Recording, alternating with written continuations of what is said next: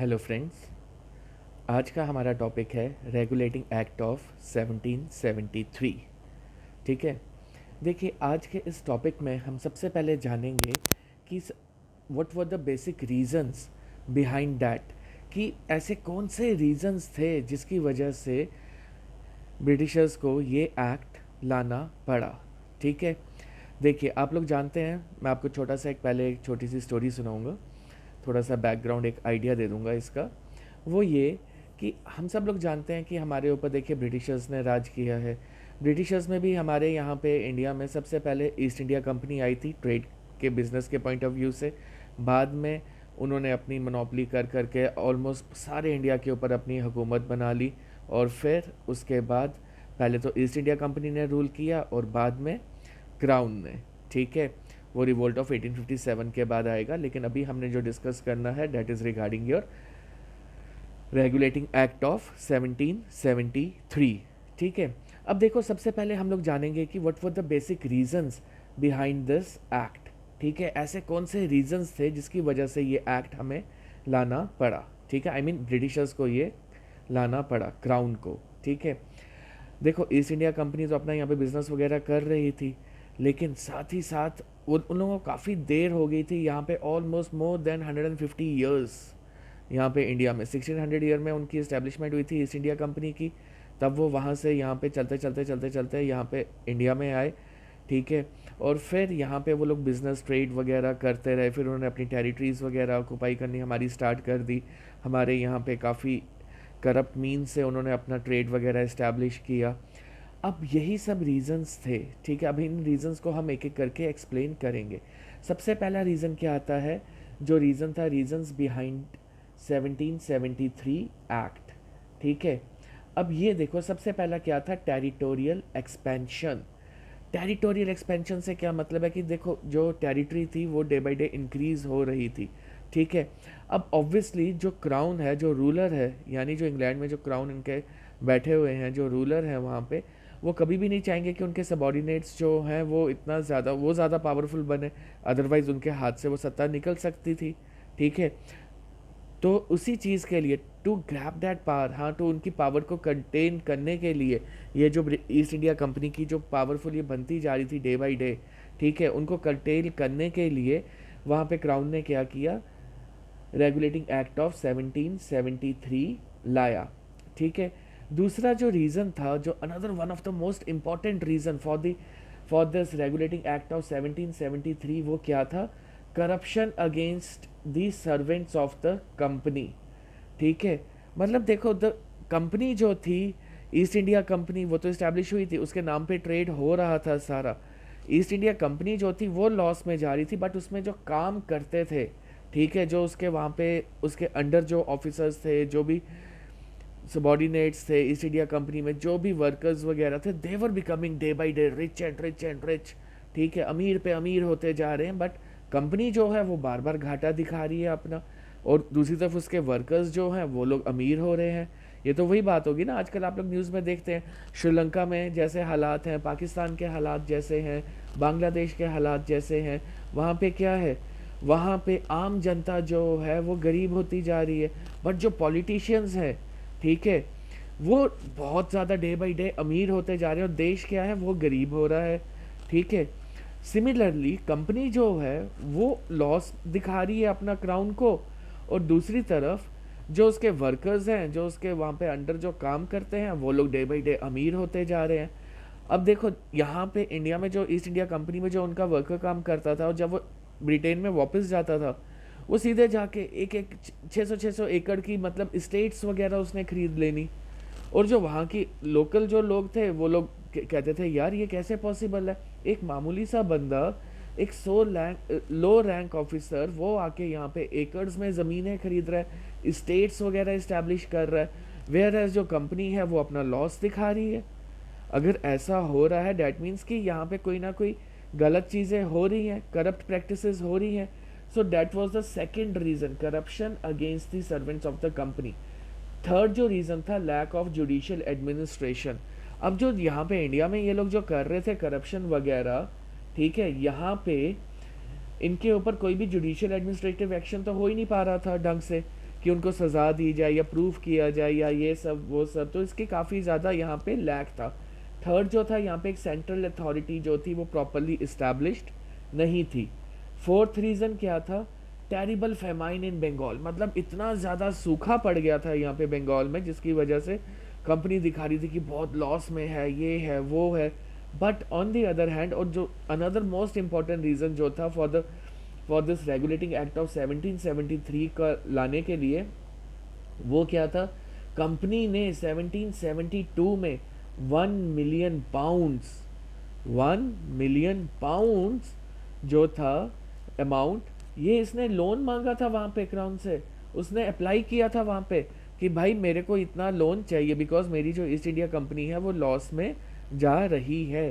तो क्राउन ने क्या किया, वहाँ पे उन्होंने बोला कि हम लोग एक काम करते हैं कि भाई हम लोग अब इनको चेक करेंगे कि ये सब कैसे पॉसिबल है, जबकि इनके workers they are day by day वो इतने फ्लरिश कर रहे हैं, इतना ज़्यादा वो अपना इस्टेब्लिश कर रहे हैं, हर एक चीज़ में उनकी राइज होते जा रहा है, उनका लिविंग स्टैंडर्ड्स राइज हो रहे हैं, प्रॉपर्टीज़ वगैरह, वेल्थ वगैरह वो सब बनती जा रही है, वेरस कंपनी जो है वो लॉस में आ रही है।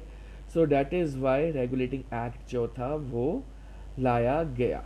ठीक है, अब हम इस एक्ट के जो मेजर पॉइंट्स हैं वो अब हम देखेंगे। सबसे पहले देखो, रेगुलेटिंग एक्ट के जो मेजर पॉइंट है, जो फर्स्ट स्टेप जो था, ठीक है, वो क्या था कि taken by the British government to control and regulate the affairs of the east India company, ठीक है, इन इंडिया। मतलब कि सबसे पहला स्टेप लिया गया बाय द ब्रिटिश गवर्नमेंट, ठीक है, जो क्राउन था, उन्होंने क्या किया, उन्होंने कंट्रोल और रेगुलेट करना चाहा क्या, अफेयर्स जो थे ईस्ट इंडिया कंपनी के। ठीक है, मतलब कि सबसे पहले जो फर्स्ट स्टेप जो लिया गया, that is the led this act led down the foundation of central administration India.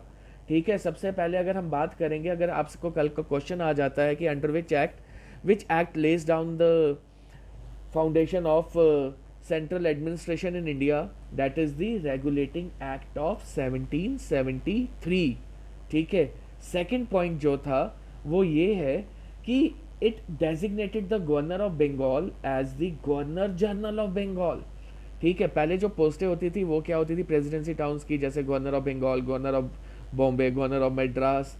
ठीक है, तो अब इन्होंने क्या किया, जो गवर्नर ऑफ बंगाल था उसको क्या बना दिया गया, गवर्नर जनरल ऑफ बंगाल। और वो सबसे पहला कौन सा इंसान था जिसको बनाया गया गवर्नर जनरल ऑफ बंगाल, वो थे लॉर्ड वैरन हेस्टिंग। ठीक है, this Lord Warren Hasting, he was the first governor general of Bengal. ठीक है, ये है इनकी पिक, ये मैंने एक आसान तरीके से बताने के लिए, ताकि आपके माइंड में एक पिक्चर बैठ जाए वैरन हेस्टिंग की। ठीक है, तो वैरन हेस्टिंग के बारे में देखो, वो 1774 से 1784 तक वो रहे वहाँ पे as a governor general of Bengal. ठीक है, और उनके ऊपर उन्हें इम्पीच भी किया गया था 1787 में। ठीक है, फॉर करप्शन, और उनको एक्विटल मिला, मतलब उनके ऊपर पहले उन्हें इम्पीच किया गया किस चार्जेस के ऊपर, 1787 में करप्शन के चार्जेस के ऊपर, लेकिन बाद में उन्हें सबूत नहीं थे और सारी चीज़ें मतलब लाइक एकदम प्रूफ नहीं हो सका, तो उन्हें एक्विटल मिला इन द ईयर 1795। ये भी एक जान लो। ठीक है, अब फिर जो नेक्स्ट जो थर्ड इंपॉर्टेंट पॉइंट है, that is in the regulating act of 1773 में जो थर्ड इंपॉर्टेंट पॉइंट है वो क्या है, it provided for the establishment of the supreme court at Calcutta. ठीक है, this one, supreme court at Calcutta with original and appellate jurisdiction. ठीक है, अब ये देखो, और इसमें जब ये सुप्रीम कोर्ट इस्टेब्लिश किया इस एक्ट में, उसमें क्या चीज़ें प्रोवाइड की गई, उसमें बताया गया एक साथ में क्या बनाया गया, एक चीफ जस्टिस और साथ में 3 अदर जजेस। ठीक है, 1 चीफ जस्टिस और 3 अदर जजेस इसमें सुप्रीम कोर्ट में। सुप्रीम सबसे पहले सुप्रीम कोर्ट की कहाँ पे इस्टेब्लिशमेंट हुई थी, 1774 में, कहाँ पे, कैलकाटा में, under which act, under the regulating act of 1773। ठीक है, अब जो दूसरी प्रेसिडेंसीज थी जैसे कि बॉम्बे और मद्रास, ठीक है, उनको क्या कर दिया गया, उनको सबॉर्डिनेट बना दिया गया। सबॉर्डिनेट किसके अंडर बनाया गया, बंगाल के अंडर। ठीक है, now these presidencies will work under the Bengal, और यहाँ के जो गवर्नर्स हैं बंगाल, सॉरी ये बॉम्बे और मद्रास के, वो अब किसके अंडर आएंगे, under the governor general of Bengal, और वो कौन थे? Lord Warren Hasting. ठीक है, अब नेक्स्ट पॉइंट जो आता है, अब हम ये जानेंगे कि what were the main major defects in this regulating act. ऐसे कौन से रीजंस थे जिसकी वजह से, या हम बोल सकते हैं ड्रॉबैक्स थे जिसकी वजह से ये रेगुलेटिंग एक्ट जो था ये फेल हो गया, मतलब लाइक इसका इतना आउटकम नहीं आया। सबसे पहले देखो ये चीज़ जानो कि ये जब एक्ट जो बना, the object of the act was good but the system that it established was imperfect. मतलब लाइक ऊपर ऊपर से तो दिखाया कि हम ये चीज़ें इस्टेब्लिश करेंगे, बट जो प्रोसीजर इसमें इस्टेब्लिश किया गया वो बिल्कुल भी बेकार था, जिसकी वजह से ये अचीवमेंट्स हो ही नहीं सकी। ठीक है, अब सबसे पहले क्या रीज़न था इसके फेलियर होने का, इस एक्ट का, इसका क्या ड्रॉबैक था, क्या डिफेक्ट था? वो ये था imperfect control of the governor general over the councils. मतलब लाइक गवर्नर जनरल का इतना कंट्रोल ही नहीं हो पा रहा था, किसके ऊपर? काउंसिल के ऊपर। दूसरा, jurisdiction of the supreme court was not expressed, मतलब उसको इतने अच्छे तरीके से एक्सप्रेस उन्होंने किया ही नहीं था कि वो मतलब खुद डायलेमा में होता था सुप्रीम कोर्ट कि भाई मेरी इधर जुरिस्डिक्शन बनेगी या नहीं बनेगी। उसी के ऊपर कई बार डिबेट्स चलती रहती थी, उसी के ऊपर कई बार आर्ग्यूमेंट्स होते रहते थे। Third, governor general under the supreme court. Governor general जिसको बनाया गया यानी लॉर्ड वारेन हेस्टिंग को, उसको भी अंडर कर दिया सुप्रीम कोर्ट के। अब सुप्रीम कोर्ट उसको काम भी ना करने दे ढंग से, और वो एकदम से एक्शन लेना चाहता था और वो नहीं लेने देते थे। हर बार कहीं ना कहीं कन्फ्लिक्ट होते रहता था। ठीक है, उसी तरीके से imperfect control of the governor general over the governors of Bombay and Madras. अब जैसे गवर्नर जनरल ऑफ बंगाल जो थे लॉर्ड वैरन हेस्टिंग, वो सुप्रीम बनाए गए, मतलब उन्हीं को हेड बनाया गया, और उन्हीं के इस एक्ट के अकॉर्डिंगली अब ये जो गवर्नर्स थे बॉम्बे और मद्रास के, उन्हें उसके सबॉर्डिनेट बनाया गया बंगाल के गवर्नर जनरल के, कि अब वो लोग लॉर्ड वैरन हेस्टिंग को असिस्ट करेंगे। बट कोई कैसे कर देगा, वो मान ही नहीं रहे थे इतने अच्छे तरीके से, वो कभी उसके ऑर्डर्स को डिसोबे कर देते थे, कभी सुनते ही नहीं थे। तो मतलब उसका होल्ड ही नहीं था, लॉर्ड वैरन हेस्टिंग का जो होल्ड मतलब प्रॉपर हो ही नहीं पा रहा था इन गवर्नर्स के ऊपर, गवर्नर्स किन के? बॉम्बे और मद्रास के ऊपर। और साथ ही साथ वेग control of the parliament over the company. मतलब ये सिर्फ एक दिखावे के लिए था कि हाँ भैया हम जो क्राउन जो है वो अब क्या है, कंपनी के ऊपर कंट्रोल कर रहा है, but it was not like that. वो सिर्फ दिखावा था, लेकिन ऐसा कुछ भी रियलिटी में नहीं हो पा रहा था। ठीक है, ये था आपका रेगुलेटिंग एक्ट ऑफ 1773। आज जो हमने नेक्स्ट एक्ट जो हमने डिस्कस करना है that is your Pitt's India act 1784। अब देखिए पिट्स इंडिया एक्ट 1784 क्यों इम्पोर्टेंट है पढ़ने के लिए। सबसे पहले देखो हमने इसमें ये जानना है कि पिट्स इंडिया एक्ट है क्या, ये इसके मेन पॉइंट्स क्या थे, ये क्यों आया। ठीक है, what were the main features, इसके फिर ड्रॉबैक्स वगैरह सब हम डिस्कस करेंगे। ठीक है, अब सबसे पहले अब देखिए Pitt's India act. Pitt's India act में क्या हुआ, सबसे पहले मैं आपको बताऊंगा। पिट्स इंडिया एक्ट जो था, ठीक है, 1784, जिसे हम east India company act of 1784 भी कहते हैं। ठीक है, और ये पास की कहाँ हुआ था? ब्रिटिश पार्लियामेंट में। ठीक है, इस एक्ट को बनाया गया किस पर्पस के लिए? जो कि रेगुलेटिंग एक्ट ऑफ 1773, इससे पहले जो प्रीवियस एक्ट इन्होंने बनाया था उसमें जितनी भी कमियां थी, जितने भी उसमें ड्रॉबैक्स थे, उन सबको कवर अप करने के लिए, उन सबको दूर करने के लिए इन्होंने नेक्स्ट एक्ट क्या बनाया? Pitt's India act of 1784। ठीक है, अब इस एक्ट में देखो मेन पॉइंट क्या है? It resulted in dual control और the joint government in India by crown in Great Britain and the British East India Company with Crown having ultimate authority।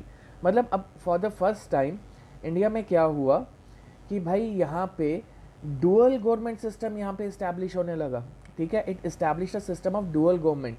मतलब कि देखो डुअल गवर्नमेंट का क्या मतलब है? Joint government. ठीक है, जॉइंट गवर्नमेंट से क्या मतलब कि एक तरफ डायरेक्टली ब्रिटेन में जो क्राउन है, जो किंग है, जो रूलर है, उसका रोल होगा, वो रूल कर रहा है। ठीक है, और साथ ही साथ जो ईस्ट इंडिया कंपनी है, जो यहाँ पे ऑलरेडी ट्रेड करते हुए यहाँ पे जो इस्टेब्लिश हो गई है, वो भी साइड बाय साइड दोनों गवर्नमेंट अब चलाएंगे। वो भी अपनी अथॉरिटी दिखाएगी और क्राउन भी अपनी अथॉरिटी दिखाएगा। बट जो सबसे ज़्यादा सुपीरियर अथॉरिटी मानी जाएगी वो किसकी? वो मानी जाएगी किंग की। ठीक है, जो भी क्राउन है वहाँ पे ब्रिटेन में।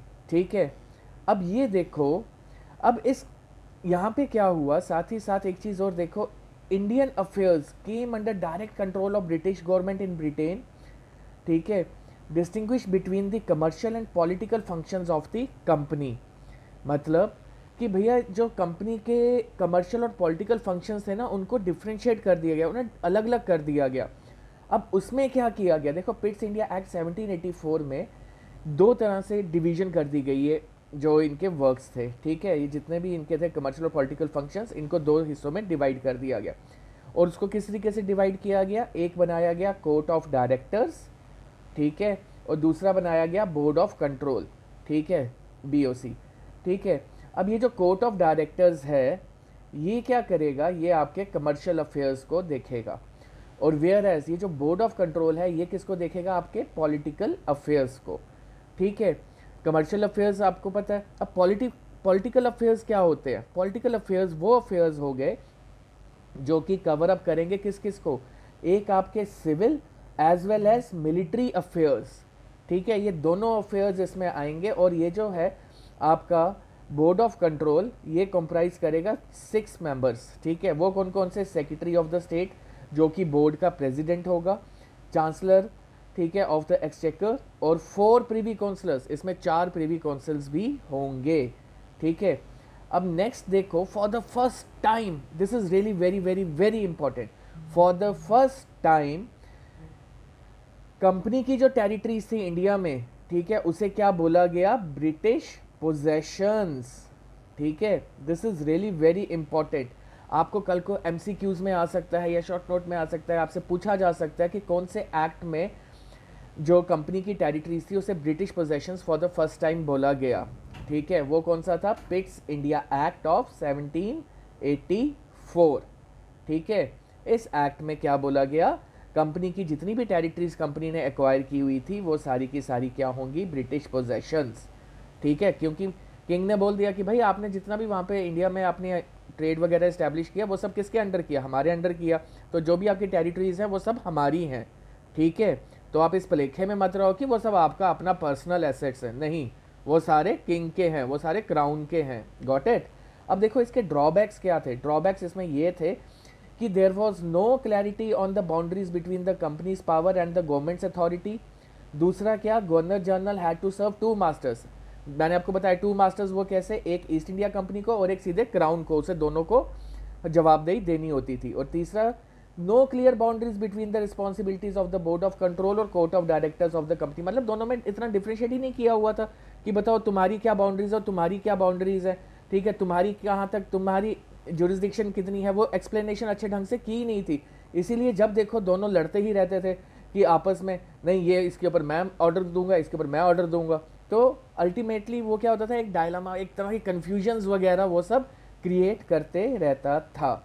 So this was all about your Pitt's India act of 1784। So friends, अब हमारा टॉपिक है चार्टर एक्ट ऑफ 1813, ठीक है। अब हम चार्टर एक्ट ऑफ 1813 में सबसे पहले हम जानेंगे उसकी बैकग्राउंड कि what was the main reason, ठीक है, चार्टर एक्ट ऑफ 1813 को लाने के लिए। सबसे पहला रीज़न जो था, देखो आप लोगों को याद होगा जब ये ईस्ट इंडिया कंपनी की फॉर्मेशन हुई थी, ठीक है, उस समय इन the year 1600 by the royal charter, उस समय क्या हुआ था कि इनको एक परमिशन दे दी गई थी कि भाई इंग्लैंड के बाहर जितना भी ट्रेड होगा वो सिर्फ़ और सिर्फ कौन करेगा, ईस्ट इंडिया कंपनी, ठीक है। उसके अलावा कोई भी कंपनी ब्रिटेन के बाहर नहीं ट्रेड करेगी, ठीक है।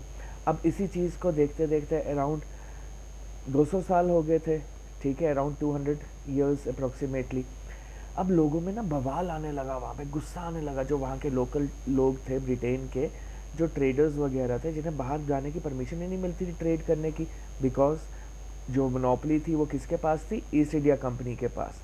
लेकिन अब लोग इस चीज़ के खिलाफ होने लगे, तो क्या हुआ, एज अ रिज़ल्ट वहाँ पे इन द ईयर 1808 में ब्रिटेन में क्या होता है कि भाई एक कमेटी अपॉइंट की जाती है, ठीक है, और वो कमेटी कौन अपॉइंट करता है, हाउस ऑफ कॉमन्स, मतलब वहाँ का जो पार्लियामेंट होता है, ठीक है। तो अब in England people becoming against the monopoly of the east India company, ये अभी मैंने आपको बताया कि लोग इस चीज़ के काफ़ी खिलाफ हो रहे थे कि ये जो आपने अधिकार दिया है, ये जो मोनोपोली दी है ईस्ट इंडिया कंपनी को ब्रिटेन के बाहर ट्रेड करने की, और उनके अलावा कोई और नहीं कर सकता, this is really very very very bad. इसको आपको चेंज करना चाहिए, ठीक है। बिकॉज पीपल, वो लोग जो वहाँ के लोग थे, वो लोग काफ़ी विजिलेंट हो रहे थे अपने हक के बारे में, अपने राइट्स के बारे में, ठीक है। तो as a result of that, supported direct rule by the British crown, ठीक है, जिसने क्या किया कि फ्री ट्रेड को सपोर्ट किया। वहाँ पे जो क्राउन था उसने बोला कि भाई ठीक है, हम मानते हैं आपकी बात की, एज़ पर योर डिज़ायर्स। अब ये काफ़ी देर हो गई है ईस्ट इंडिया कंपनी को, ऑलमोस्ट 200 ईयर्स इनकी मोनोपोली चल रही है बाहर ट्रेड करने की। अब हम आपकी डिमांड सुनते हैं, आपकी डिमांड्स के ऊपर हम एक्शन लेंगे, ठीक है। और उसी के कारण ये चार्टर एक्ट ऑफ 1813 को लाया गया। और साथ ही साथ लोगों की क्या डिमांड थी? लोगों की ये डिमांड थी कि जो ईस्ट इंडिया कंपनी है वो इंडियंस को सिविलाइज्ड बनाए, ठीक है। रैदर देन उनके ऊपर कॉन्कर करके रूल करने की जगह उन इंडियंस को सिविलाइज्ड तरीके से एक अच्छा जीने का सलीका सिखाया जाए, ठीक है। सो डैट इज़ वाई वहाँ पे हाउस ऑफ कॉमन्स, वहाँ पे पार्लियामेंट में व्हाट हैपन, उन्होंने क्या किया, चार्टर एक्ट ऑफ 1813 को लाया, ठीक है। अब इस चार्टर एक्ट ऑफ 1813 में अब हम देखेंगे कौन कौन से मेजर पॉइंट्स आते हैं, ठीक। सबसे पहले क्या आया कि इस एक्ट के आने से ही, चार्टर एक्ट ऑफ 1813 के आते ही, ये जो मोनोपोली थी ईस्ट इंडिया कंपनी की, ठीक है, वो ख़त्म कर दी गई ट्रेड के मामले में।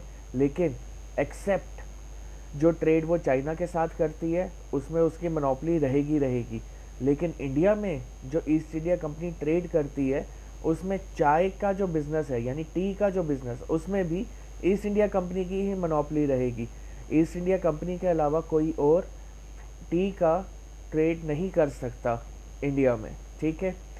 तो और साथ ही साथ चाइना के साथ भी कोई और कंपनी वगैरह नहीं आ सकती ट्रेड में, बिकॉज इन दो चीज़ों पे अभी भी किसकी मोनोपोली है?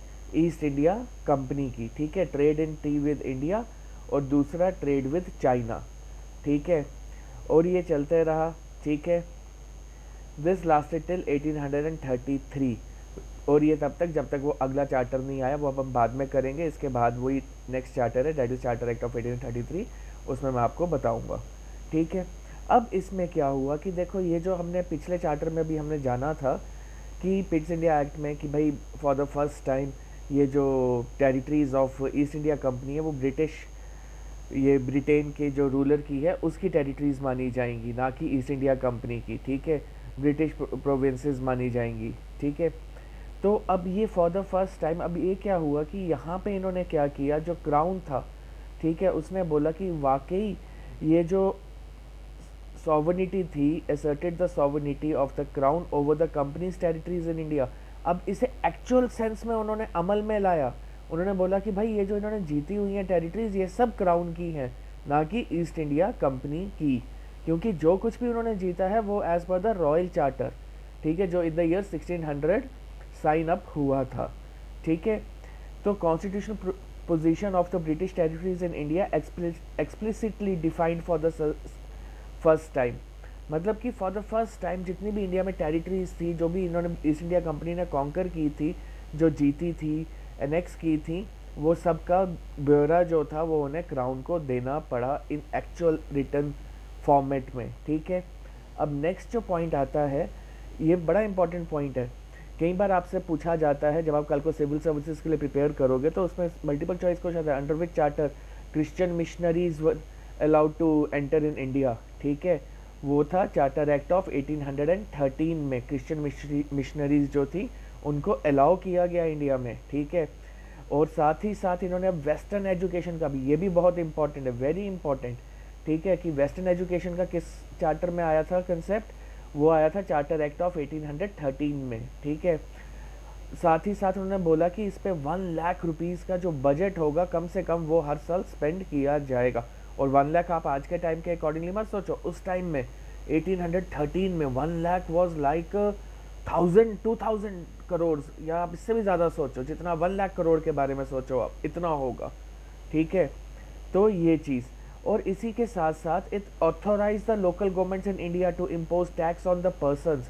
अब ये जो लोकल गवर्नमेंट यहाँ पे इस्टेब्लिश हुई थी by the crown as well as by the east India company, इन्होंने क्या किया, इन्होंने बोला कि भाई अब हम यहाँ पे इनको लोगों के ऊपर टैक्स भी लगाएंगे, और जो टैक्स पे नहीं करेगा उसको हम पनिश भी करेंगे। ठीक है। अब इसके ड्रॉबैक्स क्या थे? सबसे पहला देखो कि इन्होंने मोड ऑफ मीडियम जो था, language for medium of instructions for educational institutions, ये इन्होंने बताया नहीं कि भैया हमने कौन सा मीडियम अडॉप्ट करना है एजुकेशनल इंस्टीट्यूट्स में ये लेक्चर प्रोवाइड्स करने का, ये वेस्टर्न एजुकेशन देने का। ठीक है, whether it will be English और हिंदी और वट एवर, या लोकल लैंग्वेज में। ठीक है। It was not stated that the education should be given to all और सिलेक्टेड वंस और फ्यू, और ये भी नहीं बताया कि भाई ये जो एजुकेशन है ये सबको दी जाएगी या हर एक को या फिर किसी किसी को। ठीक है, ये चीज़। और इसी के साथ साथ अब इसके बाद क्या हुआ, जो लास्ट इसका ड्रॉबैक था, जो कि मैंने आपको स्टार्टिंग में पहला पॉइंट बताया था कि ईस्ट इंडिया कंपनी की जो क्या थी मोनोपली, वो ख़त्म कर दी थी। ठीक है, लेकिन फिर भी उन्होंने चाइना के साथ रखी थी। ठीक है, और साथ ही साथ उन्होंने किसके साथ रखी थी? इंडिया के साथ। वो भी इंडिया में किसके साथ? वो भी कौन से बिजनेस में? टी के बिजनेस में। ये दो चीज़ें अभी भी ईस्ट इंडिया कंपनी की ही मोनोपली थी इसके ऊपर, जो कि एक तरह से गलत था। जब आपने दरवाजे खोले हैं सबके लिए तो पूरी तरह से खोलो ना, क्यों एक एरिया आप ऐसे फिक्स करके बंद करके रख रहे हो दूसरे ट्रेडर्स या मर्चेंट्स के लिए, जो काफ़ी ज़्यादा नए तरीके से नया बिजनेस में आना चाहते हैं। आप तो पहले ही उनके लिए ऑब्स्टेकल्स खड़े कर रहे हो। That was really bad. ठीक है, और ये बहुत गलत था। ये चार्टर एक्ट ऑफ 1813 का ड्रॉबैक था ये काफ़ी। So these were the 3 drawbacks of charter act of 1813। ठीक है, so this was all about your charter act of 1813। Hello दोस्तों, आज का हमारा टॉपिक है चार्टर एक्ट ऑफ 1833, जिसको हम दूसरे किस नाम से जानते हैं? Saint Helena act 1833। ठीक है, अब ये देखिए, इसे हम चार्टर एक्ट ऑफ 1833 को हम सेंट हेलिना एक्ट ऑफ 1833 क्यों कहते हैं? इसके पीछे एक रीज़न है। वो क्या है? It is also known as the Saint Helena act of 1833 due to the reason that it took away the island of Saint Helena in southwest Atlantic from the English East India Company। मतलब कि ये एक island था, ठीक है, south west Atlantic में, जिसे east India company से ले लिया गया था।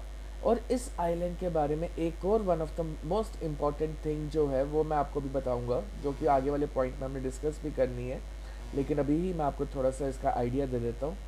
देखिए, इस एक्ट में सबसे ज़्यादा एक मेजर पॉइंट है, वो क्या था? वो स्लेवरी को इसने अबॉलिश किया। ये मैं आगे बताऊंगा आपको। लेकिन इसे हमने स्लेवरी का, इससे क्या रोल है सेंट हेलिना आइलैंड से?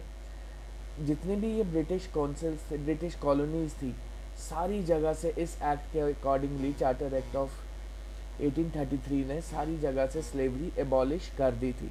बट एक आइलैंड ऑफ सीलोन और सेंट हेलिना, ये दोनों क्या थी? एक्सेप्शंस। अभी यहाँ से इन्होंने स्लेवरी नहीं हटाई। इन्होंने बोला अभी हम यहाँ से नहीं हटाएंगे, और ये with the passage of time 1843 में फाइनली यहाँ से स्लेवरी एबॉलिश की गई। ठीक है, चलिए अब हम स्टार्ट करते हैं चार्टर एक्ट ऑफ 1833। इसीलिए मैंने आपको ये बता दिया कि हम इसे सेंट हेलिना एक्ट क्यों कहते हैं। This was the reason, because इस चार्टर एक्ट में सेंट हेलिना के बारे में भी बताया गया था, सेंट हेलिना आइलैंड। ठीक है, तो वो यही चीज़ थी कि उसके अंदर स्लेवरी वगैरह के रिगार्डिंग कि वो एक्सेप्शंस थे, एक आइलैंड ऑफ सीलोन और एक ये सेंट हेलिना। तो डेट इज़ वाई हम इस चार्टर एक्ट ऑफ 1833 को हम सेंट हेलिना एक्ट ऑफ 1833 भी कहते हैं। अब हम आ जाते हैं इस चार्टर के ऊपर, द चार्टर एक्ट ऑफ 1833। ये क्या कहता है? इसके अंदर जो मेजर पॉइंट्स हैं डिस्कस करने वाले, जो आपको हमेशा याद रखने चाहिए, वो इस तरह से है।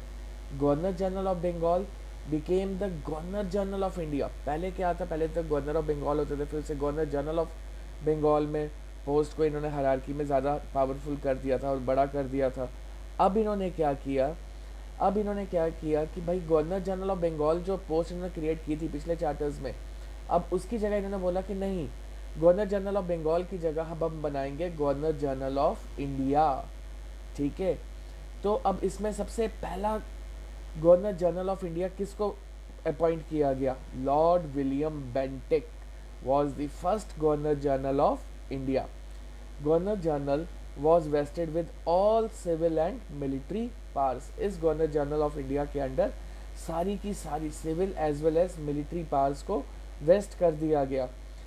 It deprive the governors of Bombay and Madras of their legislative powers.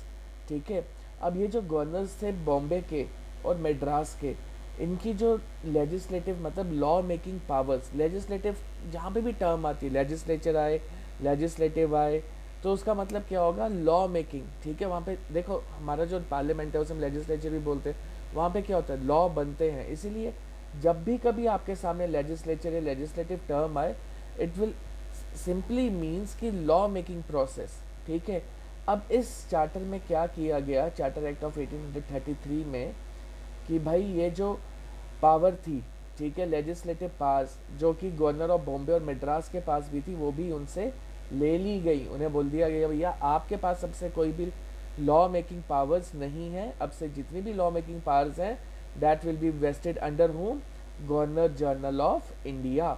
और उस समय कौन governor general of India, first governor general of India किसको अपॉइंट किया गया था, लॉर्ड विलियम बेंटिक। ठीक है, अब इसी में जो नेक्स्ट पॉइंट आता है वो है the laws made under the previous acts were known as regulations. मतलब जो इससे पहले इस चार्टर एक्ट ऑफ 1833 से पहले जितने भी चार्टर्स या रेगुलेशंस जितनी भी बनी थी, ठीक है, उसको अब हम क्या बोलेंगे, रेगुलेशंस। वेयर एज अब से जो लॉज बनाएगी गवर्नमेंट इनकी, जो गवर्नर जनरल ऑफ इंडिया जो बनाएगा, उसको अब हम क्या बोलेंगे, एक्ट्स। इसका क्या मतलब हुआ, जो प्रीवियस एक्ट्स थे उनको अब हम क्या बोलेंगे, जो इस चार्टर एक्ट के आने से पहले वाले जितने भी एक्ट्स बने थे, चार्टर्स बने थे, उन सबको अब हम बोलेंगे रेगुलेशंस। और अब से जो बनेंगे उनको हम क्या बोलेंगे, एक्ट्स। ठीक है, अब the countries administration was unified under one control. मतलब कि अब जितना भी कंट्री के अंदर, जितना भी इंडिया के अंदर अब जितना भी ये चल रहा था रूल वगैरह, वो अब एक ही बंदे के अंडर होगा। नहीं तो पहले क्या होता, प्रेसिडेंसी टाउन में वहाँ का गवर्नर अलग, उधर का अलग, डिफरेंट डिफरेंट, वो लोग अपनी तरीके से चलाते थे। लेकिन अब क्या होगा, अब सारे डिसीजन मेकिंग पावर जो होगी वो सारी एक ही बंदे में वेस्ट होगी, और वो कौन होगा, गवर्नर जनरल ऑफ इंडिया। ठीक है, and for the first time the governor general government was called government of India. This is really very important. ये कई बार पूछा गया है एमसीक्यूज में भी कि बताओ कौन से एक्ट, कौन से चार्टर में ये governor generals government is was called government of India. ठीक है, government of India, and the council was called Indian council. This was the first time ये टर्म यूज की गई। ठीक है, अब नेक्स्ट पॉइंट जो आता है, this was the first act that gave permission for Indians to have share in the country's administration। मतलब सबसे पहले बार अगर इंडियंस को अगर हक दिया गया कंट्री की एडमिनिस्ट्रेशन में, तो वो किस एक्ट में दिया गया, किस चार्टर में दिया गया, चार्टर एक्ट ऑफ 1833 में। लेकिन एक चीज़ मैं आपको बता दूं, ब्रिटिशर्स अभी बड़े चालाक थे। ये यहाँ पे जो हम टर्म यूज़ कर रहे हैं, Indians to have share in the countries administration, not the local Indians. ठीक है, it is not like that कि ये लोग लोकल इंडियंस जैसे हम लोग हैं, हम लोगों को सीधे जॉब वगैरह एडमिनिस्ट्रेशन में ये हिस्सा देने लगे। नहीं, कौन से भला इंडियंस, वो इंडियंस जो एंग्लो इंडियंस, ठीक है, उनको जो यहाँ पे इंडिया में ब्रिटेन से इनकी फैमिलीज आके यहाँ पे सेटल हुई, वो लोग यहाँ पे आके उनकी जो आगे फैमिलीज हुई, तो उनको वो जो इंडियंस, जो उन लोगों को ये लोग भी इंडियंस बोलने शुरू हो गए थे, तो उन इंडियंस को ये लोग एडमिनिस्ट्रेशन में अब हिस्सा देना शुरू हो गए। ठीक है, like your Anglo Indians, so always remember. ठीक है, अब एंग्लो इंडियंस कौन होते हैं, ये वो इंडियंस होते हैं, either of the parent should be a britisher. ठीक है, जैसे आप ये ले लो, फॉर्मर सीएम जो थे जे के फारूक, ये क्या बोलते हैं, mister Omar Abdullah, he is an Anglo Indian, because Farooq Abdullah जो हैं वो इंडियन हैं, और वेरस जो उनकी वाइफ हैं वो ब्रिटेन की हैं, और जो उनका बेटा है Omar Abdullah who was the former CM of the J, तो वो क्या है, एंग्लो इंडियन। ठीक है, so there is a very essential condition that either of the parents must be a Britisher. जो भी उनका ऑफस्प्रिंग होगा, बेटा हो बेटी हो, then that person will be entitled as an Anglo Indian. ठीक है, तो ये चीज़, it stated that the marriage should be the basis of the employment to government services and not birth, colour, religion और रेस। ठीक है, ये तो बहुत ही सिंपल पॉइंट है, इसको एक्सप्लेन करने की कोई ज़रूरत नहीं है। The act provided for the mitigation of the slavery, slavery को मिटिगेशन ऑफ द स्लेवरी मतलब क्या, एबॉलिशन ऑफ स्लेवरी। ये किस एक्ट में बात की गई, चार्टर एक्ट ऑफ 1833 में। यहाँ पे बोला गया कि भाई ये जितनी भी स्लेवरी वगैरह जो है इसे एबॉलिश किया जाएगा, but except in the island of Ceylon and Saint Helena. लेकिन with the passage of time in the year 1843 यहाँ से भी इसे एबॉलिश कर दिया गया। इट टुक अप्रॉक्सीमेटली 10 years, ठीक है, यहाँ से इसे एबॉलिश होने में। तभी हम इस चार्टर को सेंट सेलिना एक्ट भी बोलते हैं, बिकॉज यहाँ पे हमने इस चार्टर में, चार्टर एक्ट ऑफ 1823 में सेंट हेलिना आइलैंड के बारे में भी बताया है। ठीक है, Indian laws were codified and consolidated under Macaulay. Macaulay के अंडर इन्होंने एक कमेटी बनाई जिसमें जितने भी ये इंडियन लॉज थे उन्हें कोडिफाइड किया गया। मतलब कि देखो पहले यहाँ पे सारे डिफरेंट कोई हिंदूज़ के लिए अलग लॉ है, मुस्लिम्स के लिए अलग है, सिख्स के लिए अलग है, ये सब नहीं। अब सबके लिए एक जैसा एक साथ लॉ लाए ये लोग और पूरा कोडिफाइड किया कि हाँ भाई, कोडिफाइड मतलब एक सिस्टमेटिक ऑर्डर में उसे बनाया पूरा, कि किसी को भी कोई हौच पौच ना हो, कोई ये ना बोले कि नहीं ऐसे नहीं वैसे है, वैसे नहीं ऐसे। एक आप कोडिफाइड लॉ बना लो तो उसको आप सीधे रेफर कर सकते हो आगे के जितने भी केसेस वगैरह होंगे। दैट मीन्स कि ये सारे जो इन्होंने स्टेप्स उठाए, it led to what, it leads down to the centralization of India's administration for the first time. ये फाइनल स्टेप था किसके लिए, सेंट्रलाइजेशन ऑफ इंडियाज एडमिनिस्ट्रेशन को लेके। ठीक, clear. So this was your charter act of 1833। अब हमारा next topic है चार्टर एक्ट ऑफ 1853। अब देखो चार्टर एक्ट ऑफ 1853 हमारे लिए क्यों इम्पोर्टेंट है वो अभी हम जानेंगे। इसके इम्पोर्टेंट पॉइंट्स क्या हैं, इम्पोर्टेंट फीचर्स क्या हैं, इम्पोर्टेंट प्रोविजंस क्या हैं, वो हमने यहाँ पे अभी डिस्कस करने हैं। ठीक है, अब ये देखिए सबसे पहला पॉइंट जो आता है आपका, the charter act of 1853 was passed in the British parliament to renew the east India company's charter. Unlike the previous charter acts of 1793, 1813, 1833, which renewed the charter for 20 years, this act did not mention the time period for which the company's charter was being renewed. मतलब देखिए हर बार क्या होता था, हर 10-10 साल के लिए, 20-20 साल के लिए कंपनी का जो ईस्ट इंडिया कंपनी का जो पावर्स वगैरह होती थी उसको डिस्क्राइब किया जाता था, उसके बारे में उसका चार्टर जो होता था उसे डिस्कस किया जाता था। ठीक है, उसे 20 ईयर्स के लिए दिया जाता था, एक्सटेंड किया जाता था। But this time what happened कि इस बार इन्होंने क्या किया, ब्रिटिश पार्लियामेंट ने बोला कि नहीं, हम लोग बार बार रिन्यू वगैरह जो करते रहते हैं इनकी policies, terms and conditions, it won't be like that. अब ये जो है ये देखते हैं कि कब तक, अब इसमें कोई टाइम पीरियड मेंशन नहीं करेंगे हम, तो इसमें अब जो है वो अब चलते रहेगा। ठीक है, अब जो नेक्स्ट पॉइंट आता है सबसे ज़्यादा इंपॉर्टेंट, जो ये जो चार्टर एक्ट ऑफ 1853 था, इसने किस चीज़ का कंसेप्ट इंट्रोड्यूस किया, सेपरेशन ऑफ पावर। वो किस तरह से, because it separated the legislative and executive functions of the governor generals council. So for the first time in the history of India, अगर सेपरेशन ऑफ पावर की concept की हम बात करते हैं, या आपको अगर सवाल आता है कि under which charter the concept of separation of power was introduced, then the answer would be Charter Act of 1853. So separation of power, कल को आप सिविल सर्विसेज के लिए प्रिपेयर करते हो, ये कई बार ये सवाल पूछा जाता है। ठीक है, अब नेक्स्ट पॉइंट जो आता है, provided for addition of 6 new members called legislative councillors to the council known as the Indian legislative council. अब क्या किया, जो पहले जो 6 मेंबर्स होते थे अब उसकी जगह प्लस अनदर 6 और कर दिए गए मेंबर्स। ठीक है, तो अब क्या था, addition of 6 members to council as legislative council. So total number of members अब कितने हो गए, 10। पहले 4, अब 6 और उसमें नए ऐड किए गए, तो डैट मीन्स 10 मेंबर्स इसमें इंट्रोड्यूस हो गए टोटल। अब स्ट्रेंथ कितनी हो गई, 10 मेंबर्स की। So next is your it introduced for the first time local representation in India central legislative council. ठीक है, मतलब कि भाई अब से for the first time in the history of India, यहाँ पे अब ये ईस्ट इंडिया कंपनी ने क्या किया, ये ब्रिटिशर्स अब क्या कर रहे थे कि अब से लोकल रिप्रेजेंटेशन की भी बात कर रहे थे, बट लोकल रिप्रेजेंटेशन से डोंट गेट कंफ्यूज्ड कि भाई इंडियंस की local representation, no, it will be of Britishers only, जो ब्रिटिशर्स थे, ठीक है, जो इंडिया में आके सेटल हुए हुए हैं, जो लोकल अब यहाँ के बन गए, जिन्होंने अपनी फैमिलीज यहाँ पे बसा ली हुई हैं, ऑलमोस्ट 200 ईयर्स से अब यहाँ पे उनकी जनरेशन्स यहाँ पे चल रही हैं, उनकी रिप्रेजेंटेशन की यहाँ पे बात हो रही है, वो लोकल, ना कि इंडियंस, ठीक है। So don't get confused. So इसके बाद जो लास्ट पॉइंट इस एक्ट में आता है वो है introduced an open competition for civil services, the covenanted civil services was thus thrown open to the Indians also, ठीक है। अब वही चीज़ कौन से इंडियंस, जो कि ब्रिटिश ओरिजिन के थे, जो यहाँ पे सेटल, उनके लिए ये चीज़ें ओपन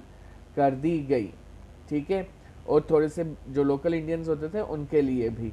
अब देखो इस चार्टर में एक चीज़ हमेशा याद रखना, चार्टर एक्ट ऑफ 1853 ने क्या किया था, increase the number of legislative council members, ठीक है। The new legislative council was consisted of 12 members. सबसे पहला कौन, गवर्नर जनरल, दूसरा गवर्नर जनरल काउंसिल, तीसरा कमांडर इन चीफ, चौथा आपका आ गया 4 रिप्रेजेंटेटिव्स फ्रॉम प्रोविंसेस, और फिर फिफ्थ आएगा chief justice of supreme court, ठीक है, और सिक्स्थ आपका आएगा डिवीजन में इसके रेगुलर जज from the supreme court to be named by the governor general, governor, और लास्ट में governor general presided over the all meetings. मतलब जो गवर्नर जनरल होगा, जितनी भी मीटिंग्स वगैरह होंगी वो किसके सुपरविजन में होगी, किसके अंडर होंगी, किसकी देख देख में होंगी, वो होगी गवर्नर जनरल की, ठीक है। सारी मीटिंग्स को कौन लीड करेगा, governor general. So this was all about your charter act of 1853। अब हमारा टॉपिक है गवर्नमेंट ऑफ इंडिया एक्ट 1858, ठीक है। अब हम इस टॉपिक के बारे में डिस्कस करेंगे। अब देखिए गवर्नमेंट ऑफ इंडिया एक्ट 1858 को ही हम चार्टर एक्ट ऑफ 1858 भी कहते हैं, ठीक है। तो अब आप ये देखिए गवर्नमेंट ऑफ इंडिया एक्ट 1858 की सबसे पहले मैं आपको थोड़ी सी बैकग्राउंड बताऊंगा। सी सबसे पहले क्या हुआ कि रिवोल्ट ऑफ 1857, जिसके बारे में आप सबने सुना होगा और हमने पढ़ा भी है कई बार, मंगल पांडे वाली हमने मूवी भी अगर देखी हो, ठीक है। तो that was what, the revolt of 1857। जो रिवोल्ट ऑफ 1857 था, that served as a jolt to the British government. मतलब ये ब्रिटिश गवर्नमेंट के लिए बहुत ही बड़ा झटका था। उन्होंने कभी भी नहीं सोचा था कि यार ये इंडियंस लोग भी इस तरीके से रिवोल्ट वगैरह कर सकते हैं। ये लोग तो हमेशा मतलब बटे हुए होते हैं, कभी एक दूसरे के साथ नहीं आते, लेकिन ये लोग एकदम से साथ आके इन लोगों ने एकदम से अटैक कर दिया हमारे पे, रिवोल्ट कर दिया। तो ये सबसे बड़ा उनके लिए धक्का था, जोल्ट था उनके लिए, ब्रिटिशर्स के लिए, ठीक है। There was a widespread resentment against the company in Britain as the policies of the company were blamed for the revolt. और ब्रिटेन में भी साथ ही साथ क्या हो रहा था, ईस्ट इंडिया कंपनी को क्रिटिसाइज किया जा रहा था, कह रहे थे कि just because of your failures, आपकी बैड पॉलिसीज़ की वजह से हमारा जो शासन है पूरे इंडिया में वो ख़त्म हो रहा है। तो एज अ रिज़ल्ट क्या होता है कि भैया वहाँ पे ब्रिटेन में भी ईस्ट इंडिया कंपनी की थू होनी शुरू हो गई थी। तो as a result of that उस समय वहाँ की मोनार्क कौन थी, queen Victoria, who was the monarch of the Britain, also became the sovereign of the British territories in India. मतलब अब डायरेक्टली क्या हुआ कि जो क्वीन विक्टोरिया थी उसने बोला कि ईस्ट इंडिया कंपनी को अब तुम लोग बैठो दूर, अब मैं एक काम करती हूँ कि लाइक अब हम ब्रिटेन के अंडर इनको लाएंगे, ठीक है। अब डायरेक्टली क्राउन के अंडर अब से जो पावर्स है, जो भी सारा रूल होगा वो क्राउन करेगा, ना कि east India company. So with this title empress of India, जो कि इस रिजल्ट क्या था इस एक्ट का, ठीक है। अब ये देखो गवर्नमेंट ऑफ इंडिया एक्ट के अब हम मेजर पॉइंट्स डिस्कस करेंगे। सबसे पहला पॉइंट क्या है, the government of India act 1858 was an act of the British Parliament that transferred the government and territories of East India Company to the British Crown। मतलब there was a switch of the power between the company to the crown। अब पहले क्या होता था, पहले company rule किया करती थी, लेकिन अब कौन रूल करेगा इंडियंस के ऊपर, क्राउन। देखो ये सिर्फ दिखावा था। बेसिकली हम इंडियंस जो होते हैं ना बड़े भोले भाले होते हैं। हमारे में क्या है, कोई अगर मैं प्यार से कोई हमारे सिर के ऊपर ऐसे हाथ भी फेर दे और बोले कि बेटा कैसे हो, अब आपके लिए हम ये सारी चीज़ें करेंगे, बस प्यार से कोई बोल दे तो हम बस उसके कायल हो जाते हैं।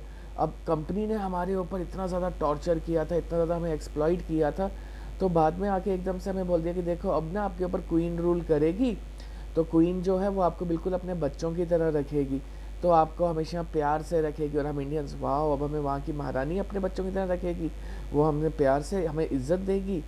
ठीक है, तो कोई बात नहीं, हम लॉन्ग लिव द क्वीन बोलेंगे आज के बाद। तो ये चीज़ थी, क्योंकि देखो बेसिकली हम लोग प्यार, रिस्पेक्ट चाहते हैं। इंडियंस लोग उस समय इतने ज़्यादा एग्जॉस्ट हो चुके हुए थे कि मतलब इतना एक्सप्लॉइट हो चुके हुए थे, वो what they were demanding for, they were actually asking for the respect, honour, ये सब चीज़ें। और यही चीज़ें अब क्राउन ने उनको दिखाए सपने कि हम आपको ये सब देंगे। ठीक है, तो इसीलिए जो कंपनी से जो पावर्स थी वो सारी ट्रांसफ़र किधर कर दी गई, क्राउन में। नेक्स्ट पॉइंट क्या आता है, the company's rule over British territories in India came to an end and it was passed directly to the British government. वही चीज़ कि मतलब सीधे जो टेरिटरीज़ के ऊपर जो ये जो ईस्ट इंडिया कंपनी का जो रूल चल रहा था वो सारा ख़त्म करके अब सीधे क्राउन का रूल चलेगा। ठीक है, और यही जो एक्ट है, ये एक्ट को हम क्या बोलते हैं, गुड और बेटर गवर्नमेंट ऑफ इंडिया। ठीक है, also known as the act for the good और बेटर गवर्नमेंट ऑफ इंडिया। ठीक है, सो इस चीज़ को हमेशा याद रखना, कई बार ये MCQs में पूछा गया हुआ है ये सवाल कि which act is also known as the act for good और बेटर गवर्नमेंट ऑफ इंडिया। ठीक है, सो वो क्या है, गवर्नमेंट ऑफ इंडिया एक्ट 1858। ठीक है, अब देखो इसमें वही चीज़ मैंने बोली, rule of the company was replaced by the crown, change the designation of the governor general of India to the viceroy of India. ठीक है, so viceroy became the agent of the crown. अब इधर क्या किया इन लोगों ने कि जैसे गवर्नर जनरल ऑफ इंडिया की जो पोस्ट डेजिग्नेट की थी पिछले चार्टर्स में, ठीक है, अब उसकी जगह बोला गया नहीं, आज के बाद अब जो है गवर्नर जनरल ऑफ इंडिया नहीं होगा, उसकी जगह अब क्या होगा, वाइसरॉय। ठीक है, डेजिग्नेशन वगैरह सब सेम है, सिर्फ नाम बदल दिए दिखाने के लिए कि हाँ अब हमने आप लोगों के लिए इतना अच्छा करने जा रहे हैं, हम आपके लिए नई नई पोस्टें क्रिएट करेंगे, हम ये नई नई डेजिग्नेशंस ला रहे हैं, तो आप सबका इससे क्या होगा, भला होगा। लेकिन पोस्ट वही थी, सब चीज़ें वही होती थी, ऐसा कुछ भी नहीं हुआ। ठीक है, खैर वो हम बाद में बात करेंगे उसके बारे में। सो नेक्स्ट पॉइंट जो आता है, this act abolish the dual government of the Pitt's India act. देखो जो पिट्स इंडिया एक्ट का जो मेरा वीडियो है, अगर आप उसको देखोगे, पिछले लेक्चर में मैंने उसमें बताया हुआ है कि भाई पिट्स इंडिया एक्ट में दो तरह से डिवीज़न कर दी गई थी कंपनी की वर्किंग को लेके, एक बोर्ड ऑफ डायरेक्टर्स बनाया गया था और दूसरा कोर्ट ऑफ डायरेक्टर्स। ठीक है, इन दोनों में डिवीज़न हो चुकी थी, एक पॉलिटिकल अफेयर्स देखेगा और एक कमर्शियल अफेयर्स।